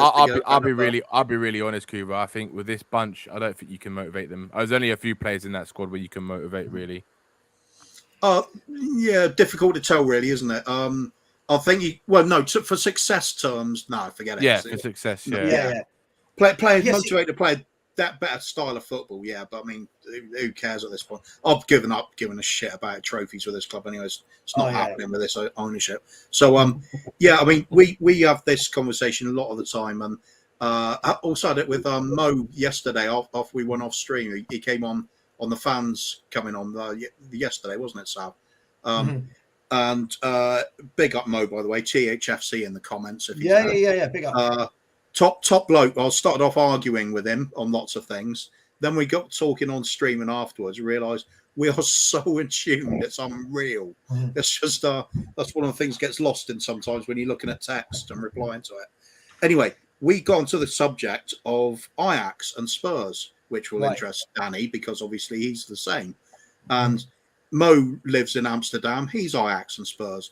I've got about 11 mates that are all Ajax first, Spurs second, and it's because of Glenn Hoddle. You have not got 11 mates. I'm not buying that at all. Yeah. I'll tell you what. During the 80s, we used to send each other boxes of VHS tapes with like highlights of Spurs games, and they'd send me out Ajax games. We'd do it all the time. Oh wow! Just bloody love the football. So it's all Johan Cruyff inspired stuff. That's what we. Money cornflakes in there as well, I bet. Yeah, maybe. No, that's another stream altogether. What we were totally agreeing on was we would love to see this set up at Spurs. Well, the Ajax way. It's every kid that comes through the door at the age of 8 or possibly even younger. I think it's 8 when they start. Yeah. But they all know the way the team plays football all the way through the academy. It's the same from the moment you arrive to the moment you leave. They know how to play different positions. They know what to expect from the different positions. So they don't just know their own role, but they're not aware of what the other role needs, where the ball needs to be played to get the best out of them, whether it's into their path or into their feet at times. And you concentrate on maintaining this no matter what. You have a setup with ex-players in the background making the footballing decisions to make sure you always stay on track. You're not swapping direction with what managers do. It's if any part of this team goes, whether it's a first team superstar or the manager, there's an instant replacement. There is always a plan and always a direction. What I love about what Ajax do is there's an understanding that sometimes there might not be the talent coming through the academy one year. They'll just buy in a couple of players just to get them through a year, and they'll show that bit of patience because they know the next year or the year after they got some really good players about to come through. Yeah. We don't do that. We're just constant in the moment, got to react instantly if it's going wrong. So can I be honest with you, Kuvva? Can I be honest with you on that point? This is part of it. I know people will hate this. I know they will, but I'm going to say it anyway. I've been hated before. I'll be hated again, right? This is why I don't really want Conte at the club as well, because I don't see, only me personally, I don't want his style to be the style we adopt for the next 5 to 10 years. I don't want that for myself, if I'm really honest. Selfishly, it's not what I want to see. When he came in, and if he was backed, you'd go, all right, for a couple of years, immediate success, back him, win. But for the long term, I don't want to see us go down the route of buying 6-foot+ wing backs and workhorses that only play that way. That's just me selfishly, Kuvva, but I agree with everything you've just said. We've talked about this many times. I want people to know that. I want when the kids sign for Tottenham at the age of 8 or 9, they know that the under 8s, 9s, 10s, all the way up play the same way. The same way Pedri and Gavi at Barcelona right now. That role they've got, the Iniesta, Xavi. That is DNA. That is DNA. That is the DNA. That's just what I was just about to say. And that is also the Ajax way, because that's Johan Cruyff put that in place at Barcelona. Yeah, that is the DNA of a club, is that. I get, I mean, I slightly disagree. I don't think that'll work in the league, like with the young players and all that so much, because obviously how competitive the league is over here compared to the Dutch league. But in terms of the setup, I agree, that's what we should have. And there are plenty of people that have been at this club that can do that. I mean, just don't get a look in. It's like once we finish with players, we roll them out for a half-time team talk now and again. But some of these players can help with that. I mean, you've had Glenn Hoddle, yeah. You've got Ledley King. He's poncing around there, and then a club ambassador. What the fuck's that? Just go get. When there's I need to send someone out for the TV. Or get out there. Where you go? It's pants, yeah. Get him in there. I know he did coaching for a bit. Is he still doing that? I don't know. You don't hear about it. Defoe's doing some bits now. And you've got other people like you ever hear David Ginola talk about the club? He absolutely loves the club. Yeah, and he gets the whole thing about the club, the passion, the history, the everything. And he went through. He was playing at probably our worst times. Yeah, but he loves the club and everything. They're the sort of people you need involved still, but we just cast them adrift. Yeah, you're spot on. But again, this is the thing for me. I've said all along is Conte's not that guy. He's not going to be a guy. For me, he's not for me. He's not the people. He's not the hill I want to die on for the next 5 years in terms of going all out war and leaving with for Conte. We all know Conte was only brought in to shut the fans up for a little bit. That's all it was. That's just all it was. Because if we're actually being honest, the fans have a bit of hope when you see someone like Conte, because you think, right, well, there's only one reason that guy's coming here. You think that they're going to give him back him, right? Or he's been sold white lies by Levy. Say, yeah, don't worry, we're going to give you what you want to build to go and win us some stuff or whatever. But then really when he comes in after 6 months, he finds out really what the truth is, which is what he did find out. He knows this club is never, ever going to compete for trophies, which is why he'll be gone in the summer. They'll bring someone like Poch back, and then we'll just be sitting here again in 2 years' time talking about the same shit that Poch is about to get sacked. Yeah, sure. It's the same shit. And like you guys said, like if we've just wasted all this time with Jose, Nuno, Poch, Conte, we could say we wasted 4 or 5 years, if not more, since the day Poch walked out this club. That's what we wasted. All that time we've wasted, and we could have rebuilt a new project under Poch, which is what he wanted to do in the first place. He said it needed a big rebuild. He wanted to get rid of a couple of the stars we had and rebuild the team properly. But he got sacked instead, and that's why we're never ever going to do anything, because at the time when we needed it most, the ownership showed exactly what their true colours were, and people just want to refuse to see it, and they just keep refusing to see it. Ndombele is the answer to this question. Look, guys, one thing I do want to make really, really clear here is this is the thing. Sorry, Savva. Can you go to Faz 832? God, not. Oh, God, no, it's not bad. He's saying about. Yeah, I haven't said anything bad about Ledley King. I love Ledley King. I think the club take the piss out of him in terms of how they use him. Instead of using him as a proper someone in the club to help with the culture of the club, he just gets wheeled out for crap. And it's just like I agree with that. Yeah. You know what I mean? He's not used properly. He's just like, we'll wheel him out to open up a sports club and all that. I said the whole mural thing where other people painted it and the club got behind it, like they couldn't even donate a paintbrush to way it was painted. That was done by others, but they were quick all over it. Do you know what I mean? I agree. I mean, just quickly on this point of the kind of Ajax style. Listen, for me, I'm not saying that we do that and then we never have to buy a player again, because like 5 players are coming through each year that are brilliant and we sell for hundreds of millions and win everything. I just think it should be. It's more about DNA. It's more about giving the club a structure.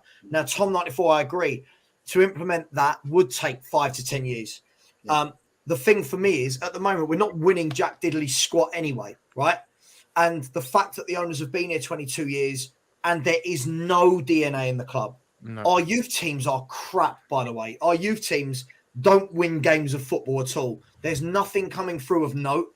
All right, that's not me just making that up. You can see Under that. 21, they won a game all season. Right, Yeah. exactly. They So came for in the me, bottom of the league. for me, this is what I'm saying. If and when the owners go, the whole thing, I really hope someone comes in and goes, right, it's 2022 now. Let's just assume this year, 2022. Where do we want to be in 2032? What's the roadmap? Because the beautiful thing about it, guys, they've got nothing else to concentrate on during that time in terms of upscaling. Stadium, magnificent. Training ground, magnificent. Money coming in. This can be their one and only right, top to bottom. What are we doing on the footballing side? And that, for me, is where this club needs to be. So when all these people go, oh my God, but Conte's the best manager we've ever had, great, but it don't really mean anything now. It doesn't mean anything now, right? If he had gone to Liverpool and was backed with hundreds of millions, or Chelsea again, great. But he's come to Tottenham Hotspur. He's getting Jed Spence. He's getting Fraser Forster's, Jed Spence, 33-year-old Perisic's, Longlay's on loan. And yet fans think that he's going to stay and win something. I just don't. I don't see it. It's not just that, Sav, as well. It's the fact that you mentioned about the only way we're going to do something, if we're not going to do it the Conte way, which is back the man like till kingdom come, but buy the players that he wants, spend 200 million, invest in top talent, go and win a trophy or two, and then he fucks off or whatever once he decides he's on to the next challenge, right? But the problem is, because we don't have any, and the only other way to do it is the way that we were talking about, where I build up a dynasty sort of thing, where you build up from the bottom upwards, from the academy, you build a philosophy, a style of play, which I want to remind people was what Pochettino was trying to do. He was trying to build a philosophy. The one thing he said when he came into this club was he wanted to build a philosophy for the club. He wanted them to make the club and the fans believe again. And he did that, right? But what happened when we needed to go to the next level? Otherwise, we were going to stay stagnant, or we were going to go back downwards, which is what we started to do. And he wanted to cut that downward spiral, right? He wanted to completely cut it out and say, look, we need to completely change it. Otherwise, we're going to go right down to the bottom again. And look what happened. We fucked up for the last 5 years. We've gone nowhere. We've gone backwards. Haven't progressed as a club one bit. And the reason why is because the ownership, because they don't want to change the way they're doing things, it just won't change. So we're going to keep doing this cycle over and over again until they decide. If the ownership do not decide where our direction is and have a plan like we've been talking about many times before in place, then it's just, what's the point? Like, when I see transfer rumors now, I don't even give a shit about any transfer rumors. I ignore I don't even look for transfer rumors anymore. If I see someone send it in a group chat, or I might see it on Twitter, I don't entertain it. But look, are we going to get this player? Because 99.9% of the time it's fake and it's bullshit. It's just PR shit from the club. Yeah, Danny, it's make believe. When it comes to transfers now, mate, we used to be able to say wait until they hold the shirt up. Yeah. Even that means nothing now, because it doesn't mean they're going to get in the team. No, not at all. Yeah, because if we do end up signing a player, literally, whenever we sign a player with Tottenham, it's a 50-50 whether they turn out good or they turn out shit. And majority of the time, the players we get, because of the level of players that we target, they usually don't work out. It's only we were lucky that Kulu and Bentancur worked out, and we're lucky we even got them, to be honest with you. Can we ask this question? And by the way, the problem with those two, we'll get to this later, but I just want to put this out there. They're always injured. Both of them are they both never seem to be available at the same time. Another story. Guys, I want to talk about this. Kuvva, I'll come to you first. I don't know where I feel about this. I keep hearing that we'll only do well if we're with Conte. I truly believe that any manager that comes in is going to be getting the exact same out of these players as Conte. Because at the moment, I'm not seeing him actually get anything above and beyond. Literally, we play poorly, Kane turns up, and we snatch a win or a draw or whatever. So where are we without Conte? Let's say he walks today, right? And big up Brian Daigle. Let's say Conte walks today and we bring in, I'm just going to chuck a name just for, I don't know, and we bring in De Zerbi. Not going to happen, but we bring in De Zerbi. Where are we with Conte versus where we would be with a De Zerbi? I think we'd be playing better. We're never going to win nothing, because the the backing will never come. So as soon as you hit fourth at this club, that's the glass ceiling reached. Thank you very much. Yeah, that's all the owners are interested in this. It's been proven time and time again. Every time the manager hits fourth, normally at most clubs, that's the time to get the wallet out and go, right, let's go for one forward. For us, wallet closed. That's just thank you. That's all we wanted you for. That's all the target will ever be. So it's nothing. Do you know what, Pete? Do you know what, Pete? I don't agree with this thing, and I know Savva knows that I don't agree with. We will play better with a better footballing manager. I just can't see how players like Eric Dyer and Ben Davies can play better football. I mean, but why do we get picked, mate? Whenever anyone tells me that we can't play any better than we do, everyone always uses the defence as the argument, right? For me, what about when our midfielders and forwards have the ball?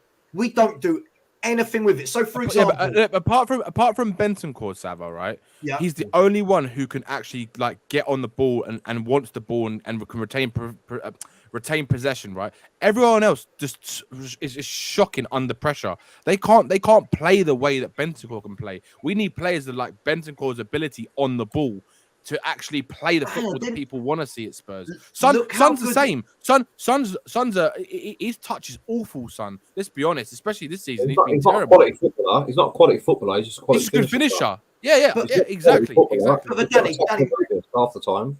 My only argument to that is, listen, I don't think, don't get me wrong, right? I don't think a manager comes in and all of a sudden in game one we go, oh my God, it's like watching Pep. I don't think that for 1 second at all. All I want is, when I watch a team play, I don't see any pattern to play at all. Like, for me, you've got Basuma, who at Brighton, in a system where they played football, he was brilliant, right? Basuma and Bentancur should work in the right style of play. Now, I'm not saying, by the way, that type of manager's winning anything at the club. That's just a personal preference on me. But we always talk about the defenders as the reason why we can't actually do anything going forward. Defenders, let's be really, really honest. A back four, their job first and foremost is to defend, right? When we get it in the midfield, I always go, right, what's the pattern of play? Where's the players dropping deep to get the ball, link, move, pass, playing through the channels? That to me, I don't think is being coached. Again, that's not a dig at Conte, but he don't want to play like that. I think there's a huge difference between at least trying to play some football versus just saying, "Oh well, Conte relies on needing wing backs." Do you not think then Conte sets up us in a way so we don't get like hammered if we're going to go and play on the front foot? Because if we be honest, right, if we go and play on the front foot against Arsenal, we're going to get demolished. We will get demolished. But why does it have to always be front foot? Because people want to play attacking football, right? That's how attacking game is played nowadays. Look at the way Brighton play. Look at the way Brighton played under De Zerbi right now, right? They're playing. If not, they're playing better football than they were under Potter, right? At the moment, and you look at how they play, but they play like a little bit with a high line as well. Do you think our players can play like that? True, but there's more than one way to play football, right? So when we talk about, I don't even think the word attacking needs to be into this. For me, I just want to see some passages of play. I want to see positive. I want to be positive. Positive. That doesn't automatically mean Ozzy Ardele's gung-ho football. But all I hear is he sets us up not to get battered. I think that's wrong. I think he sets us up and that puts so much pressure on these really bad defenders. I think we almost invite pressure. Daigle, you haven't said anything yet. Welcome, my brother. How are you? Well, apart from being tested positive for COVID today, the day before I meant to start a brand new job, which is just bloody typical, is just pissed me right off. So I won't be on for long because I haven't got the energy. I just had to come on and have my say very quickly about the brand new PR stunt rolled out by Levy and Enid, coming to expect a brand new sponsorship within 7 to 10 days. This used to be dead, and what a perfect time to do it when the heat is on you and the transfer rumours are going and the window is open and nothing is happening. And as someone said, Chelsea are in for Porro, Barcelona are in for Porro, Atletico Madrid are in for Porro. And what's the excuse? We were busy in negotiations to try and get this deal over the line, which won't get over the line because Daniel Levy will take it as far as it can go and go, thanks for wasting our time. Thanks for taking some of the heat off me. I'm going to pull the plug. And then it'll be, well, we couldn't do this because we were trying to do that. It's sleight of hand. So listen, people. We're When elite in the Daniel table. Levy, Enoch, or anything, when you say that they're doing something over here, never ever look at it because they are doing something right over here. Danny and I call this every single time. And even though I've lost my sense of smell, I can smell bullshit. Brian, you don't believe that tomorrow you're going to wake up and they're going to see breaking news: Spurs have been sold. Yeah, all right. I'm going to see breaking news: Spurs in potential investors. And the thing that scares me the most as well is when they say they are speaking to other clubs. Other clubs that will go, here you go, we'll lap up your money. We'll take your money because we can build our squad up. We can invest in the football team. We can do what we need to do. Whereas us, it'll be, well. You know, when Daniel Levy goes into that meeting, he goes, so this is what I've got my plan for Tottenham. We've got a lovely cinema coming up. We've got a diving tank. You know, you could use some fans after the game to go for a dive. It'll be brilliant. Like, just take the stress off of losing a Tottenham match. You never know. Like, just want to go for a climb, maybe just take out your anger and all this kind of stuff. That's what he'll put in the negotiations of trying to sell it to them. If anything, it's just a load of shit. It's just always a load of shit. Never. Like I said, there will be a brand new revenue stream. Let's use it, or official partnership. Maybe we've got the cars. Maybe we are the official bus of Tottenham Hotspur, the official plane, the official helicopter. Knowing Daniel Levy, it'll be the official submarine of Tottenham Hotspur because all of our dreams go sinking. So you never know what's going to happen. But I guarantee you, investment, no. Sponsorship, yes. Transfers, no. Standing in the same place we are, yes. And then people will go, but at least we tried again. Let's talk. It could happen. Yeah. Brian, do you think this is going to be the transfer version? And what I mean by that is, we're monitoring with this, with that. Do you reckon it's going to be that with the sale? Spurs are contemplating selling the club. I guarantee within a week's time, this will be. Remember that week where people thought that people were going to invest in the club? That's what it's going to be. It will be another. That was nice while it lasted. Listen. You're talking about it. I'm not going to be on here for long at all. Everyone will talk about it tomorrow. Boys at We Are Tottenham, everyone, whether you're pro or anti-Levy. Either way, everyone will talk about it. Talk Sports, Sky Sports, they'll all talk about it.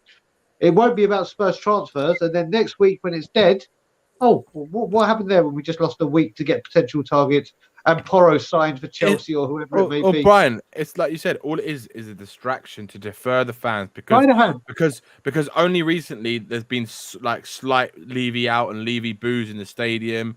It's picking up more on social media, and as soon as that happens, you're lo and behold, the Qatari, the company that owns PSG, they wanna talk to Tottenham about investing a minority share into the club. Well, the thing you got to add to this, Danny, as well. Let's put smoke. Let's put petrol where there's fire, or smoke where there's no smoke. There's no fire. Apparently, Levy out fans can't make a difference. They're not listening. We did what we did against United. In comes Conte. We're doing what we did at the training ground. Kulusevski and Bensko. Not saying it's just us. Then we had the summer transfer budget. Well, that worked out well. And then now you've got Levy out being rammed up to its highest height since Conte. Now, what could we possibly say or do to try and appease fans to make them think things are happening? I know. Let's just say one of the richest people on the planet are trying to buy us. And let's just do this as well. A week before Spurs Arsenal, where they know that if this goes tits up, if this game goes tits up next Sunday, all hell is going to break loose. Yeah. So let's just. Isn't it amazing timing every single time? I think, I don't know what anyone else thinks, just a possibility, a theory that if we get to the end of this transfer window and nothing's happened, I reckon they'll expedite the full-time signing of Kulusevski. I think it's all along. Yeah. It will be, and some fans will go. Brian has been saying that for like last month. it's like a new signing. No, it's not. no, It's not even a signing, mate. Kuvva. I mean, Savva. It's not even a signing. He's signing at the end of the season. Yeah, no, I know, but I think what they'll do is look. We've seen it so many times. It gets to the end of a window, and all of a sudden, a new contract for somebody appears, and fans go, "Oh, like a new signing." Look, it is what it is. I love this one as well. Like, take Romero. He arrives at the club, and it's like, what a signing this is. And then the next season, it's like, oh, bit of a disappointing transfer window. Yeah, but we're paying for Romero though. What a signing! It's like no. It's the argument, Kuvva. It's the argument. Oh, but he's now permanent, so he's signed under Conte because he's a permanent signing. I mean, the fucking shit that I've seen in group chats and whatever. Honestly, it's a joke. What you got to remember with that, Danny, as well, isn't it amazing that was an obligation to sign? So he was signing regardless. Said, But when did they announce it? Right near the end of the window when it was Dan James. Ryan, 30th of August they announced it. Yeah, so it was Dan James and all these getting done. Oh, it's got a bit quiet here. We're not signing anyone. And City, United, the Filth are signing all these big stars. What can we announce to make them say, yes, it's done. It's signed, sealed and delivered. He's ours. A player that we are obliged to sign, that actually signed weeks before that was announced. But let's wait for a little lull in the transfer speculation when all these other big boys are spending to make a big deal of an announcement. Big up Junior Mafia, my man. Big up that man. Let's announce the signing of Romero, an obligation signing when everything's gone quiet. He didn't sign it. He didn't announce it with with Richarlison, with Basuma, who, by the way, with Basuma apparently turned up late yesterday. No injury, apparently. Right, we had turned up late, so I had the Marcus Rashford treatment. So that's going to do his cause the world of good. Not announce it with them and the Perisic when all the big deals were getting done. Let's announce it when no deals are getting done to make people think, look at that, there's another signing in the bank. Yeah, absolutely. By the way, my guy, no, I don't think anyone in this chat would tell you they were satisfied. I think what happened was, I know what happened is it started fairly well. I think everyone got, Perisic and Basuma. And from there on, it was slow, ponderous, not getting what we needed. Guys, I just want to talk about Conte's contract one moment, right? Because this, for me, is a game changer, right? Now, what I mean by this is for all of those that are saying, back Conte, right? Cool. We all want him to be backed. Danny, do you concede? And I'm going to come to you because obviously we have disagreements on the style of football and stuff like that. But the moment that man signs a contract, if he does, do you concede that then we can go on and on and on as much as we want about leaving ENIC, but the moment that man signs a contract, he now knows what he is signing into more than when he first joined. And for me, I will then have no empathy or sympathy for that man moving forward, right? So when he comes out in chats and goes, the philosophy of the club is this and my philosophy is, I will have no sympathy because he knows now. So where do you stand on that? Danny, before you answer that, I just want to say I'm going because I'm starting to feel rough already. So yeah, you don't. I just had to come on and just speak and just say, look out for a sponsorship coming your way very soon. And as always, Levy out. There we go, mate. Cheers, Brian. Yeah, so Danny, where do you sit with that? Because do you see what I'm saying? Yeah. No, in my opinion, I think Conte's a fucking fool if he signs that contract. I agree. In my opinion, right? Because if he, after all the stuff that he's been saying and all the stuff that he knows within the club, he knows how Daniel Levy operates, he knows what they're like and what they're going to do. If he signs a contract, then everything, the onus goes, unfortunately, right? He makes it worse for himself because then he's turning everything that happens is his mistake, because what he's doing is he's taking the brunt and the kind of the let's just say the limelight off Levy, right? Because by him telling everyone what this club's about, Are we fourth? Are we fifth? Are we seventh? Are we sixth? Sort of that kind of shit, right? What are we? If he signs a contract, he's basically saying that he believes in what this club are doing and how they run it, and that he shouldn't moan about anything after that, in my opinion. I don't think, and if he does, then I'll tell you one thing: it'll get so toxic within this fan base. It's gonna be bad, man. And I think what will happen is eventually he'll just get sacked, and then everyone will be like, "Oh, look, see, Conte didn't do his job. He wasn't backed." But really, let's be honest. If we're being honest, if he signs that contract, it's because he agrees with everything that's happening at this club. There's no way that man signs a contract at Spurs unless he doesn't fully believe in the project that they've told him what they want to do, sort of thing, like the vision they've given him.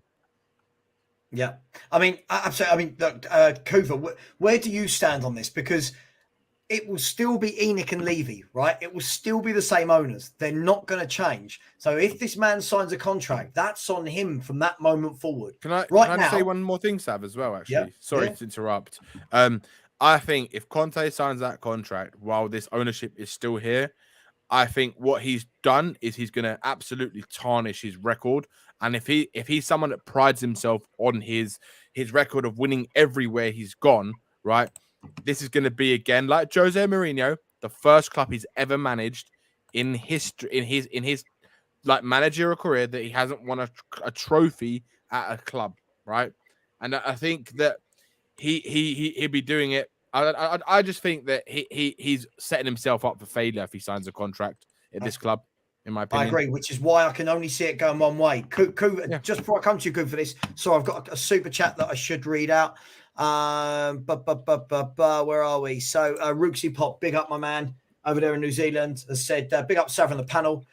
What are your predictions for Arsenal versus Spurs? Mine is 1-1. I think Arteta is a better manager now than Conte. We will we will have that chat in a bit, my friend. I'll bring this back up. And big up to Stephen Kopp, who is a new member. Thank you very much. I really do appreciate the support. I'm going to shamelessly ask, I am 11 subscribers away from 2,700. So please, can I get 11 of the 323 of you? Please, can you subscribe and subscribe to everyone else? It is free. It doesn't do you any harm. All it does is tell you when we are streaming and when we are live on, so you can enjoy Spurs content. Kuvva, where are you at with that in terms of him signing? Conte signing? No. So if he does. If he signs, oh right, yeah. If he signs, he's got there's no argument left. He knows what he's signing on for. He's said it himself, his own words. He knows what he's signing up for if he puts pen to paper. Yeah, he said it himself. Yeah. So that goes any argument about what's going on there. But if he does sign it, and then it's to carry on at this level, which is what I suspect would happen. Is we have no ambition to go further. It'll be coasting along in the chase for fourth place. Nothing else matters, and just maintain it. With minimal budget. If he signs up for that, then I think he deserves massive criticism. I think because that shows no ambition for him as well, and I don't believe that of him. I think he is an ambitious man. I think he will pick up a job, no problem, whether he gets sacked or stays till the end of the season at this rate. He's got reputation that is, I will say it, it's better than ours. As a club, we are a comedy value at best. Conte wins things, clubs will back him to do that again in the future. No doubt about it in my mind. So I think he'd be an idiot to sign under any other conditions than he's getting what he demands. Now, it's up to Enoch to put that, and Levy to put that offer on the table. If they can't come up with something worthwhile him signing, and he doesn't want to sign for it, they've got to say, right, get out, new manager in. That's what you do when you're an owner. That's what you do when you're trying to build something. If the person you're trying to hire isn't buying into it, get somebody else and do it straight away. Doesn't matter what the name is. Doesn't matter how big they are. You are the owners of the bloody club. That's where the leadership's supposed to come from. Now, in terms of then people coming in, likewise, if Pochettino comes in and it's still the same circumstances, which we all think it will be, then I lose respect for Pochettino. And I love Pochettino. I just don't want him to come back to this mess. Yeah. The only thing that was going to work for me, and this is why I'm Levy out, is the ownership either changing what they do or just leaving. And until we get either, nothing changes at this club. Managers are an irrelevant little. They're almost patsies, aren't they? It's almost, it doesn't matter who comes in, they'll get the blame no matter what anyway. Spin the PR machine. Levy carries on unscathed. It's disgusting, really is. Get some football people in to run the club on the football side. Levy concentrate on the business. If he did that, you know what? He could actually turn fans around that hate him at the moment. Oh, absolutely. I mean, Pete, where if you can, what are you munching? What are you eating? Okay, what is this? Okay. I don't know. Well, you look like you're having a great time eating. What are you eating? You're going to share them around with your friends? Yeah, come on. Yeah, maybe one. Sorry, the rest of the class, isn't it? Yeah. What is it? That's no crisps. Look, there you go. Look. Oh, lovely sea salt. Lovely. Dinner. Pete, look, are you in agreement with everyone else, or do you see it differently? The moment that man signs a new contract, I then don't go, oh, poor Conte, he's not been backed. I go, you're an idiot for signing. Yeah, 100%. I'll be honest, as I said before, I don't really want him to sign a new contract. I'm not interested in seeing any more of this. Me too. But if he gets even if he gets all his players, I don't think the football is going to be that much better. I think just the results will be more consistent. But horses for courses. But no, let's be honest, unless he gets those guarantees in writing, why would you do it? Because I wouldn't believe Levy if he told me rain was wet. You know what I mean? You just don't trust him. And after what he's had the past 18 months, you think, why would you do it? So then, Pete, that begs the question: why then, other than money, why did he join Tottenham Hotspur? What could the conversation have possibly been with Conte looking at the state of this squad, knowing how he plays football? What was said to that man that made him think, you know what? I'm gonna join Tottenham. Why did he join? I think he might have thought. I think Paratici's had a lot to do with it. I think Paratici might have thought that he's going to have more control than he actually was, and then Conte believed that as well. I think they sort of like as a package deal, the pair of them, aren't they? We'll sort this out. We'll do this. We'll do that. I'll get the players in that you want. You manage the team, that sort of thing, and we'll do bits here. And then Daniel Levy says, "Well, hold my beer. I ain't having none of that. Yeah, and nothing happens into this ship, and I'm the captain of the ship, and that's it." Yeah. So that's where I think it went. I think it was just a sort of broken promises, usual shit we see. Because do you reckon there were broken promises? So, like Mikhail said, because he was lied that they will back him.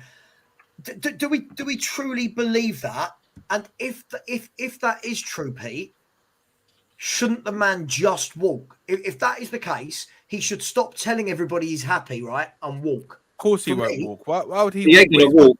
He doesn't. His way. I don't think it's about payouts or nothing. I think it's against principle with him because let's be honest, his payout was going to be, if he gets sacked, his payout ain't going to be that big. You say that, Pete, but he walked out of Inter Milan because they sold two of his key players, and he told them not to. They told him that this was going to be the norm. Now we have to sell our better players. He told them as 6 players in that team that he didn't want them to touch, and they said to him, "We cannot guarantee that we won't sell these players."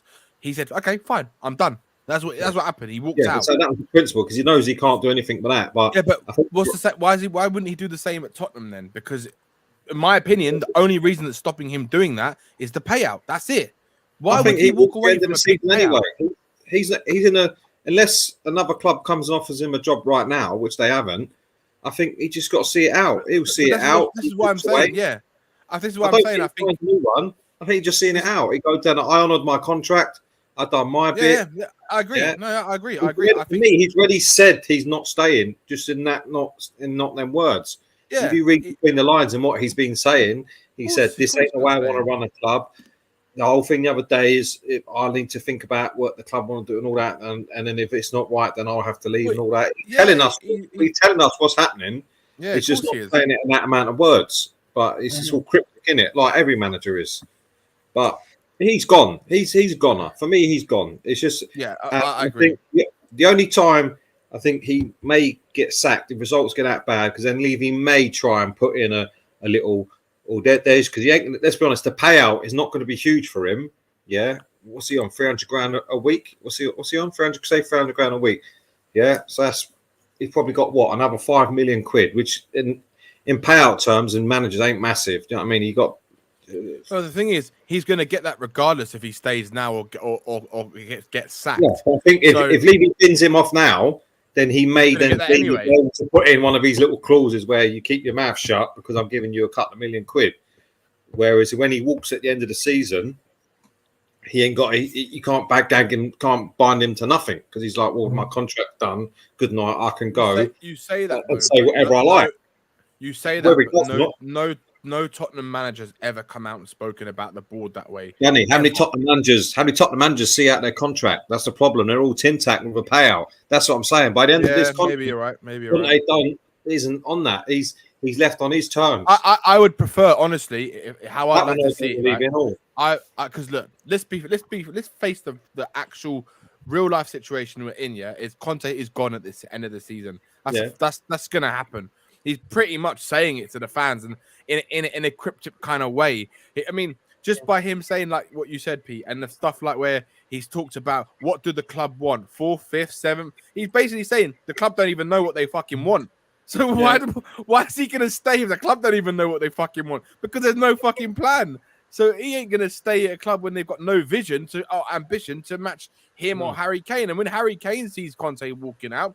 And he will have conversation with Kane as well. He'd be like, Kane, get out while you can, mate. Go win some trophies somewhere. Because you ain't going to win trophies here. Personally, I don't think the two of them are linked. I think Kane's mind's made up from last year. He knows this is just reinforcing. This year is only reinforcing it. But going back to Conte, I'll tell you what might happen is Levy will, if he doesn't, Levy will sack him at some point to say, I sacked him, he didn't walk away. No, I'll tell you one thing, I'll tell you why I believe it's definitely linked, because I know things about what happened with the deal with when the Man City bid, right? There was another club that came in for him, and there was I don't know if you guys know this. I don't know if did I tell you this, Kuvva, the other day.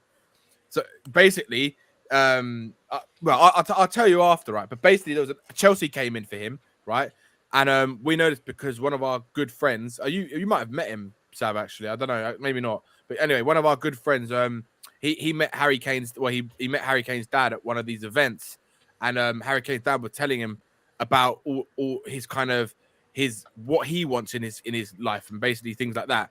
And I tell you one thing, from what he was telling us, like obviously it's speculative, right? But from what he was telling us, Kane wants to be at Spurs. He doesn't not want to be at Spurs. The problem is he wants to win things at Spurs. He doesn't want to go anywhere else. He doesn't, right? But the problem is that his hand is going to be forced, because if Conte walks out at the end of this season, for him, that's the final nail in the coffin to say this club has got no ambition or direction. Even though maybe in the back of his mind, he thinks, do you know what? Maybe, just maybe, there's still that little bit of hope, like a lot of the Tottenham fans have, right? With Conte being there, it's that little bit of, do you know what? They might just do it. They might just back him, right? But when the shit hits the fan and the reality comes through, and Conte walks out this club, then I think that's when Kane goes, either you sell me now for a fee where you can, or I'm gone at the end of next season and I'll go and choose where I want to play. I think that's coincidental. I think Kane's made that mind up already. I think it's just, if City would have paid the money, he would have gone. I think this year was always going to be the crunch, no matter who the manager is, no matter what the circumstances was. So I think it's just a case of him going, right. I agree. This is where we'll find out. Yeah, because I think for Kane to go, someone's got to buy him. The club have to sell him now to get any sort of decent money for him. Yeah, I'm telling you, in fact, if Chelsea offered the right money, right? Even the Daniel Levy says, "Oh no, I wouldn't sell," because apparently Kane's dad told our friend that Levy wouldn't sell to Chelsea regardless, right? But it's a different. I guarantee you, It's different Chelsea now, but I guarantee you, if the money is too good to refuse and the bid was accepted, even Kane's dad said that he would have gone reluctantly, but he wouldn't want to go to Chelsea. He doesn't. I want agree. to go I to believe Chelsea. that. Listen, Kane is a club. Also, you got. Also, not just that, you've got to remember what Kane values more than anything is his family, and his family have got a good life in London. I don't agree with him going Bayern Munich and all that. That's never going to happen. Never going to happen. No. He's staying in this country, yeah? Yeah, he won't leave England. And I do believe that he, in any ideal world, he'll stay at the club, and the club will do something. But I think he's in this summer is the time where he's going to have to make up his mind, and whether he sticks with that and really believes it and sees it through and run the high risk that it won't happen, or he says to the club, look, whatever you put in front of me, I'm not signing it. So now the time. You know what? Can I just say, sorry, just really quickly, Daddy, right? Can I just say, equally how we're saying, if Conte signs a contract and we're saying, right, it's all on him, right? Kane, absolutely the same. If Kane signs a new contract, knowing these owners how he does, bearing in mind he's been at this club since what?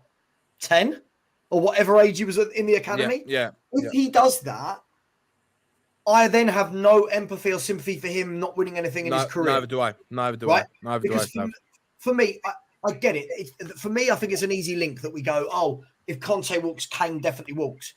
But for me, I don't think Kane will enjoy the way we play, but that's a separate conversation. B, I think Kane knows even if Conte's here, the owners don't change. Even if Conte's here, I think Kane is too clever now to know it doesn't mean you anything. say that, but I am of the opinion that Kane is like a lot of Spurs fans, where because he is there, it's that inch of hope, that 0.1% of hope that because Conte is there, there's a chance that they're going to give him the tools that he needs to get a team together in the next 2 or 3 years that's going to challenge for trophies, right? And I think that's the belief that he sees. Why do you think Kane started playing well again when Conte came in? Because he got his belief back. He was checked out. Before Conte came in, he was done. He was finished at this club. Danny, he didn't want to be at this club anymore, right? As soon as he came in, because as soon as he came in, he got the belief like a lot of Spurs fans did. We all did. A lot of us got the belief. Every single Spurs fan wanted Conte in. Apart from, I know Kuvva didn't, but there's a couple of fans that maybe didn't want him because of his style of play. But look, the majority of the fan base wanted Conte in because of what he could bring in terms of his experience of winning trophies, right? So when someone like Kane sees that, he's like, right, I've got look at how Kane was with Jose Mourinho when he came in. Him and Son wanted to follow him to the ends of the earth to believe in what he was doing. But no, but the thing is, I agree, but that's gone now. That's gone now. He knows now. Obviously, Conte is now for me, Conte is the last hope in his mind that there's a chance of winning something at this club. I don't believe that. I don't believe that. I do. I think Kane knows. What is Conte going to win? When you said that Conte was that last 0.1% of hope, I'm thinking, God, I miss those days. It seems like ages ago I used to have that. It's gone. But we're fans, Kuvva. He's a player of Spurs, right? And he might be a fan, but the fact of reality is that he's under a manager who's won things. So in his mind, he's got a manager who's won big titles. So why would he not want to play for someone who he believes in can win trophies? So that's why I disagree. I agree with that a year ago, but now he's looking at it now and going, right, we've had the summer. Right. Shit. Yeah. Right. The manager is, I think all the players know he's not staying. Yeah. We can see it from what Conte's saying. They train with the geezer every day. They'll feel the vibe. They know. I think literally the only thing that changes it is if we do suddenly have this spectacular January window out of nothing. Which we know ain't happening. So forget that one. For me, it's a done deal on him and Conte. I just don't think it's one because of the other. I just think Kane is because now that's where his contract's at. So that is the time to either sell or renew. I don't think that's related to Conte. I think he knows Kane now, right? After Conte, it's another project. Yeah, it's going to be a project manager, whether that be a Poch or whatever, which is a 3 or 4 year thing, which he'll be lucky if he sees that through and wins a trophy out of it. So now it's a case of him going, right, am I going to be a club man like Letitia style, break all records. I think he'll get the Shearer record. He's going to break the Jimmy Greaves record in a game. Yeah, he'll do that. He's done that And as then well. now he's got a choice. He's going to settle for that, personal accolades, or does he want the team one? I think a big thing would have been if he won maybe an international cup. I think that might have changed certain things, but he's got a dickhead there. Do you know what, Pete? I'll be honest with you. If he won the World Cup, he'd want to get out even more because he'd want more. He'd want more. Yeah. Can I just say this whole thing for me about Kane? Look, I feel like for me. By the way, I'm going to stop the show in 10 minutes, guys. So, Kuvva, I know if you need to go beforehand. 10's fine. Good. 10's fine. I'm going to stop the show at 25 past, and then when we finish, please all go over to Henry Wright TV and watch. And follow Danny all the way over to the other side of the internet to Henry Wright TV. Danny's well known for his scent, so just smell the way over there. He'll lead the way. Danny's trying to rival Kuvva for his slutty YouTube-ness. I know I compete Kuvva. Number one slut out here. Yeah. Look, for me, on the Kane piece, I'm with you, Pete. For me, I think that he is now too well versed in thinking that just having Conte can help win trophies. I think for me, this is why I didn't ever think it would work with Conte, because I learned from the Jose saga. I learned from Jose Gate that they've got no interest. Now, I was stupid enough to think, they're bringing in Jose, they're going to back him. They didn't. Now I never trust it again. When people say you won't get a better manager, things like that, I always think you won't get a better manager if you're trying to win things with a top squad, maybe, right? But when you say you won't get a better manager, this guy is not a project-based manager. No. He simply isn't. I just want to call this out, right? Because I didn't agree. Shaquille Ahmed, big up, mate. I said, Savva and the guy in the grey shirt. That's you, Pete. That's you. They just don't like Conte.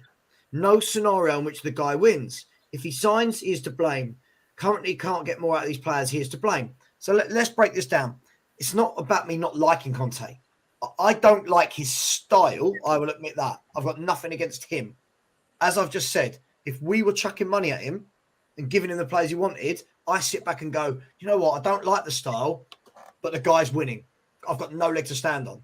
Second of all, what we're saying is, if Conte signs that contract, Shaquille, what people can't then turn around and do is go, he's got to be backed. He's being treated unfairly because he's now got the opportunity to go, hang on, I would have had 18 months. I now see how they work. I'm the one that's been telling the fans what the owner's vision is for the club. I've now got a decision to make. Do I buy into that vision? If I do, I can't complain. If I don't, I walk, right? And yeah, I'm going to tell you, I don't think he's getting the best out of the players. I won't. Listen, I'm sure loads of us will disagree on the Shaquille, but for me, I think we've got better players than what we're seeing on the pitch. That's a separate conversation. Guys, just before we wrap up in 5-6 minutes or so, I want to talk about just quickly. We've been drawn to Preston away in the FA Cup. Moving forward, does anyone believe we can win the FA Cup this year? And are you guys happy with Danny smiling already? Are we happy with Preston away? Because for me, I'm of the opinion that we can win the cup, plus, right, as long as we do not meet one of the big six between now and the final. I was saying this in the group chat earlier, Sam. I said, in order for us to have the slight chance of even progressing or even getting to a final in this competition, we need to have an Arsenal-style FA Cup run where you play all the shittest, easiest teams. No disrespect to them, but all the lowest league teams possible in the competition. Yeah. When in the draw today, people who do people want? I was like Fleetwood Town or Bournemouth. That's who I want. Give me them to any day of the week. I'll take them. Because then if we lose to them, then it's just an absolute shit show and it'll be even more funnier to watch. But Preston away, they're mid-table in the Championship. That it's not going to be an easy game. It's going to be harder than the Portsmouth game. Portsmouth are League One, middle of League One. This is middle of the Championship. And we're just about beat Portsmouth. So people think it's going to be an easy game. Don't. It really is not going to be. We're away from home. And our players don't like to get up for it and get motivated for an FA Cup. Whereas a team like Preston, that's probably the only thing they've got hope for this season. So you're going to go up against a team that's going to hope that they can upset someone. And I've got a funny feeling we could lose that game. I'm not even joking. It all depends on how much our players want it, really, at the end of the day. So don't think it's going to be easy. But look, out of the draw, it's definitely the better of what all the other teams got, all the other big teams got, for sure. And it gives us a chance. And I think you're going to see another 2 or 3 big teams get knocked out in the next round because they're going to face each other. So that's all well and good for us. And if we can get through the next round, as long as we keep getting the easy draws, then we've got a chance. Otherwise, we don't have a chance. I mean, Kuvva, let me come to you. So Preston are 10th in the championship, and they are the second lowest goal scorers in the league. Mm-hmm. They don't concede too many either, though. It's just a boring club, isn't it? At the moment, that was going to be my basically that was what I was going to say. They've scored 24 in 26 games, so like less than a goal a game, but they've conceded 26 goals in 26 games. So it doesn't. They're better defensively in their division than we are in ours. Yeah, right. I can see this Kuvva being. We go there. They put 10 men behind the ball, and we just have to try and prod and probe and rely on Harry Kane doing what he did. Damn right. Who can blame them for doing it? No, of course. Sure. They're also a club, though, although they say 10th, they're only that win or 2 away from being in the playoffs. There's a lot of clubs in that sort of situation. 3 points takes them fourth. Yeah. Oh, so see? So it's not this. You can't tell whether they're one of the better ones of the pack or they deserve the place they're in at the moment. It's hard to say. For that's me, all we need. For me, it's on the 28th of January, is it? Something like that, the tie. So we're talking right at the end of the window. So for me, there's 2 ways of looking at it.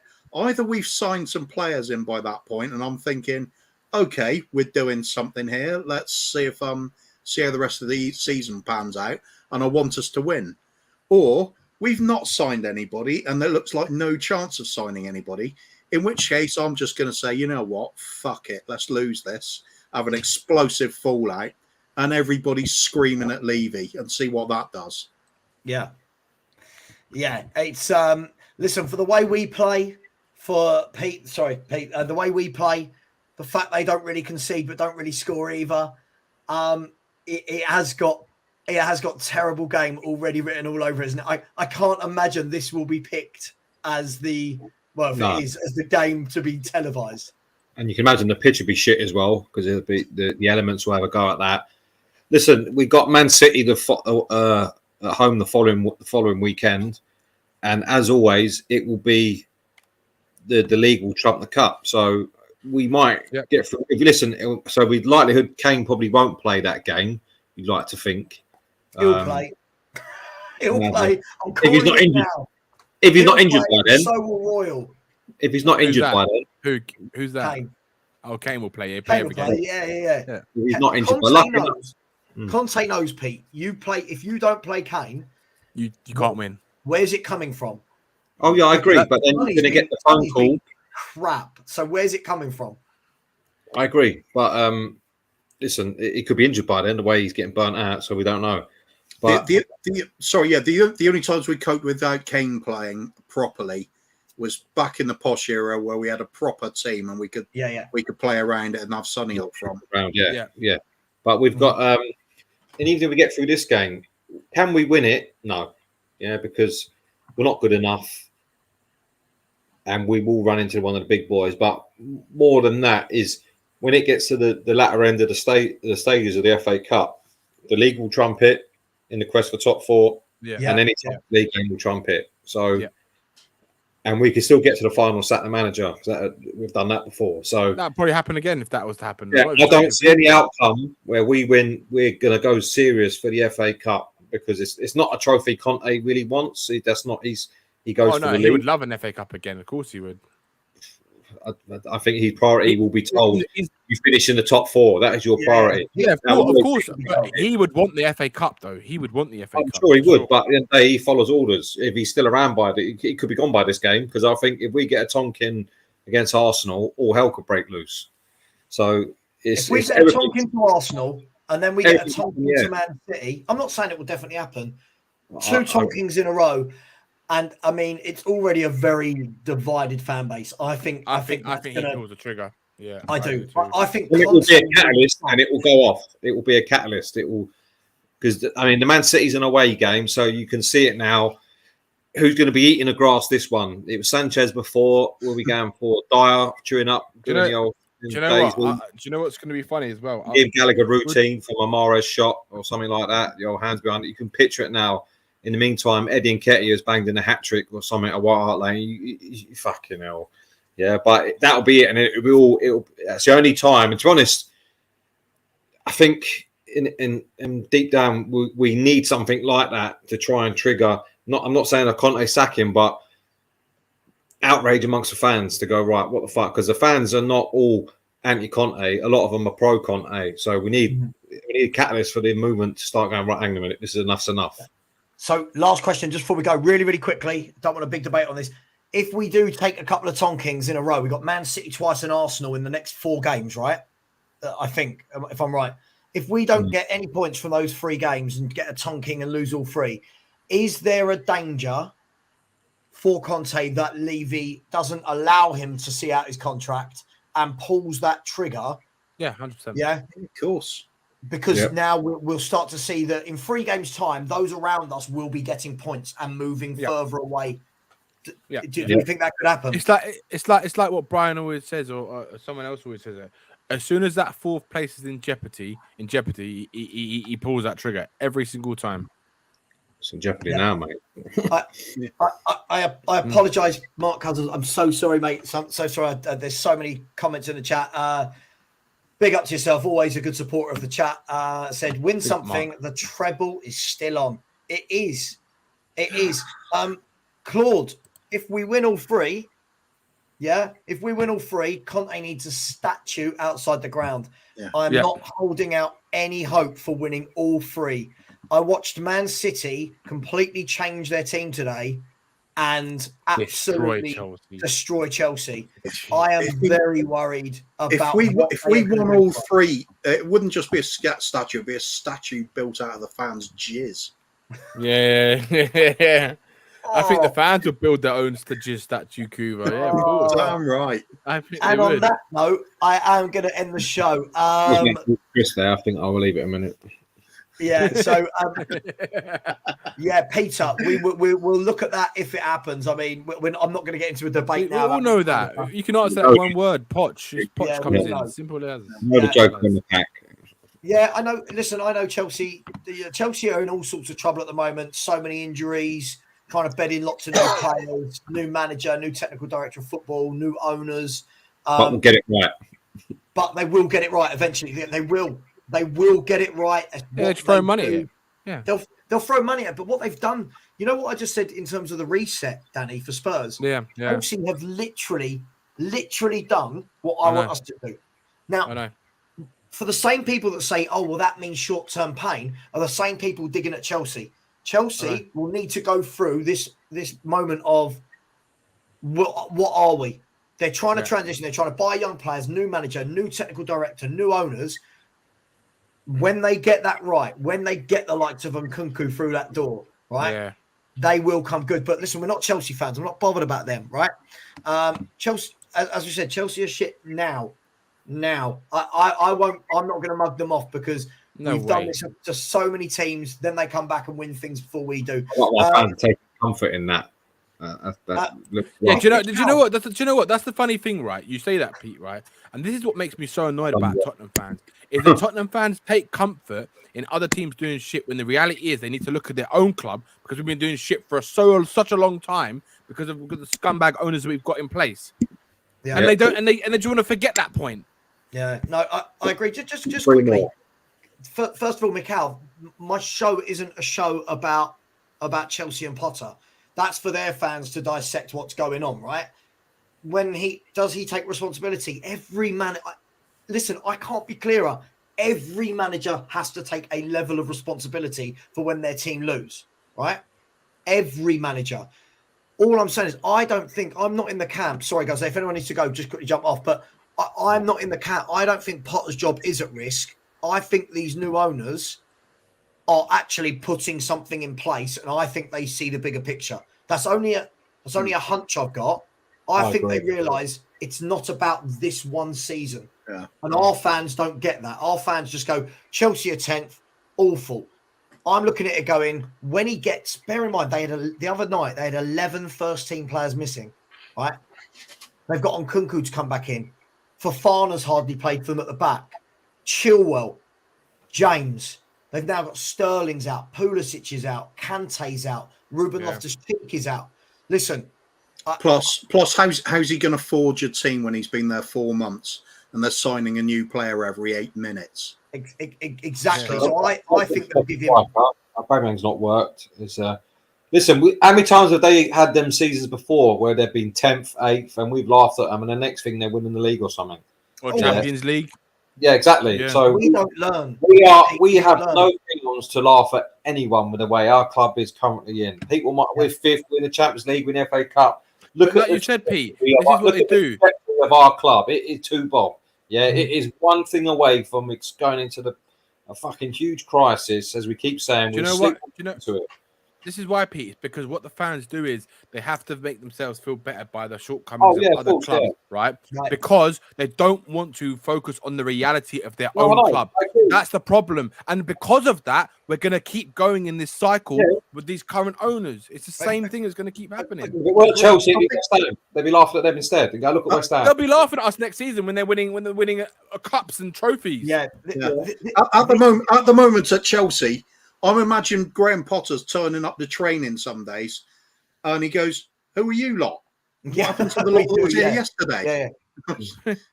But equally, this is the funny thing, right? For all the fans telling me, so if I say a thing about Conte's football, I hear he needs 3 or 4 years the same way that Klopp did or Arteta, blah, blah, blah. But yet Potter's been there for 3 or 4 months. He's joined a team that were going like that, right? He's got all those injuries. Yeah, I think, and a new technical director, I don't think the owner this quickly will want to have to deal with sacking a manager and bringing a new manager in and start again. I don't think he will. This isn't Abramovich. Yeah, the owner put him in knowing full well this is going to come. I agree. The owner knew he's a project manager. He's a project manager. That's why they brought him in, Pete. That's why they brought him in. And I was speaking to my brother-in-law yesterday, who is an avid Chelsea fan, right? And he was saying, look, Chelsea fans, he doesn't think he's going to be there long term and this and that. And he was saying a lot of Chelsea fans are already wanting him out and all this kind of. And I said to him, look, what I see from the outside is that something that your ownership haven't done before, because it's obviously a different ownership, and they bought in Potter for that very reason of building a project. And the owners have actually said it themselves. Go and look at what the owners said when they were they wanted to bring him in. They said they wanted a project. They wanted to do things differently. They didn't want to do the chopping and changing every 2 minutes of a manager. They want to build something. Danny, look at the ages of the players they're all trying to sign. Under 21s. They're all under 21, right? 22-year-olds, sorry. Right, listen, but let's be really honest. In all of this, I see what people in the chat are doing. They're trying to make me talk about Potter the way I talk about Conte.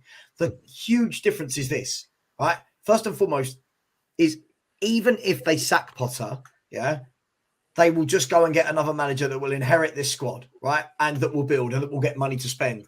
Yeah. Conte doesn't have that at Tottenham. So I see what people, I see what Mikhail, I see what people like you are trying to do. But Peter, if you can't see what's different at Chelsea this time, I don't get it. What we do as fans is this. We look at, like you said, Danny, right? We'll look at Chelsea in 10th, 11th and go, look at them. Look how much better we're doing than them. They won a Champions League about 18 months ago, right? They won a Champions League about 18 months ago. They always do this. They have a dip and then they come back. And I was on Friday night, I was on with Goonie, who's a massive Chelsea fan, Chelsea YouTuber. And he turned around and said that he thinks there's a lot more understanding and patience amongst most of the fans, right? because they realise, hang on, first of all, this is Potter's first transfer window. The team he inherited wasn't his, right? He's gone into a club that have got loads of players and he needs time to work out, right, what's my 11? Yeah. He hasn't been able to put his 11 out there. And it's been 4 months. It's been 4 months. Yep. Listen, Plus, they've got so many trophies. They've won so many things in the last few years. They're not bothered. They're not bothered. They're not bothered. I'd like to also point out what's wrong with us talking about other clubs. How can you gauge how well we're doing unless we compare ourselves to other clubs? What good would a league table be if we're the only team there? I mean, let's be fair, Kuvva, right? If you're a Chelsea fan right now, yeah, all right, you're going through some pain. Of course you are. But we've not learnt as fans. I always say this every year. We've not learnt. There was 9 years out of 10 we finished above Liverpool. We've overtaken them with a bigger club now. And in 4 years, they won the league, Champions League, FA Cup, League Cup, Super Cup, World Club Cup, right? And yet they have one season this year where they've dipped. And by dipped, I mean, they're like 5 points behind us. And it's, look at them. They're terrible. We're much better than them. Yeah. We don't learn. Do you know what that is? No, do you know what that is, Savva? Shall I tell you what it is? That's a fan base who have no ambition. I was in denial. It's in denial. Denial, yeah. I was about to say the same thing. They're always, a lot of them are always quick to point out the clubs that were above us and now fallen behind us, but they're not too quick to talk about the clubs that were behind us and now above us, like Liverpool did, like Arsenal are now doing. You know what I mean? They're not too keen to talk about that and then give like Newcastle. Yeah, do you know what I mean? They're not too quick to do that. Let's be fair. I think the obvious and ask why that's happened and been allowed to happen. How we club can go from well behind us to in front of us in the space of a couple of years and no inquiry, nothing.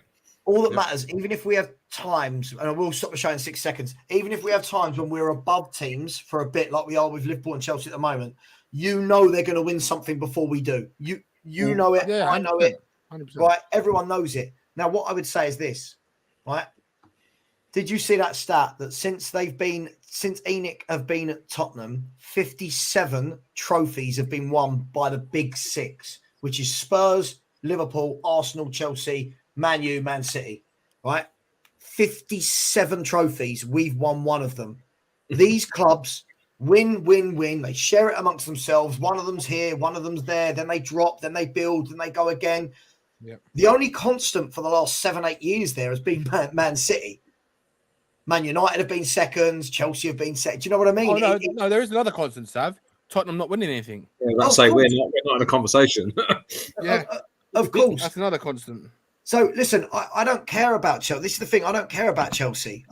People want to come in and go, oh, look at this amazing job we're doing because look at Chelsea. They will get it right because they will spend money. They're spending money. You can see they're buying young players.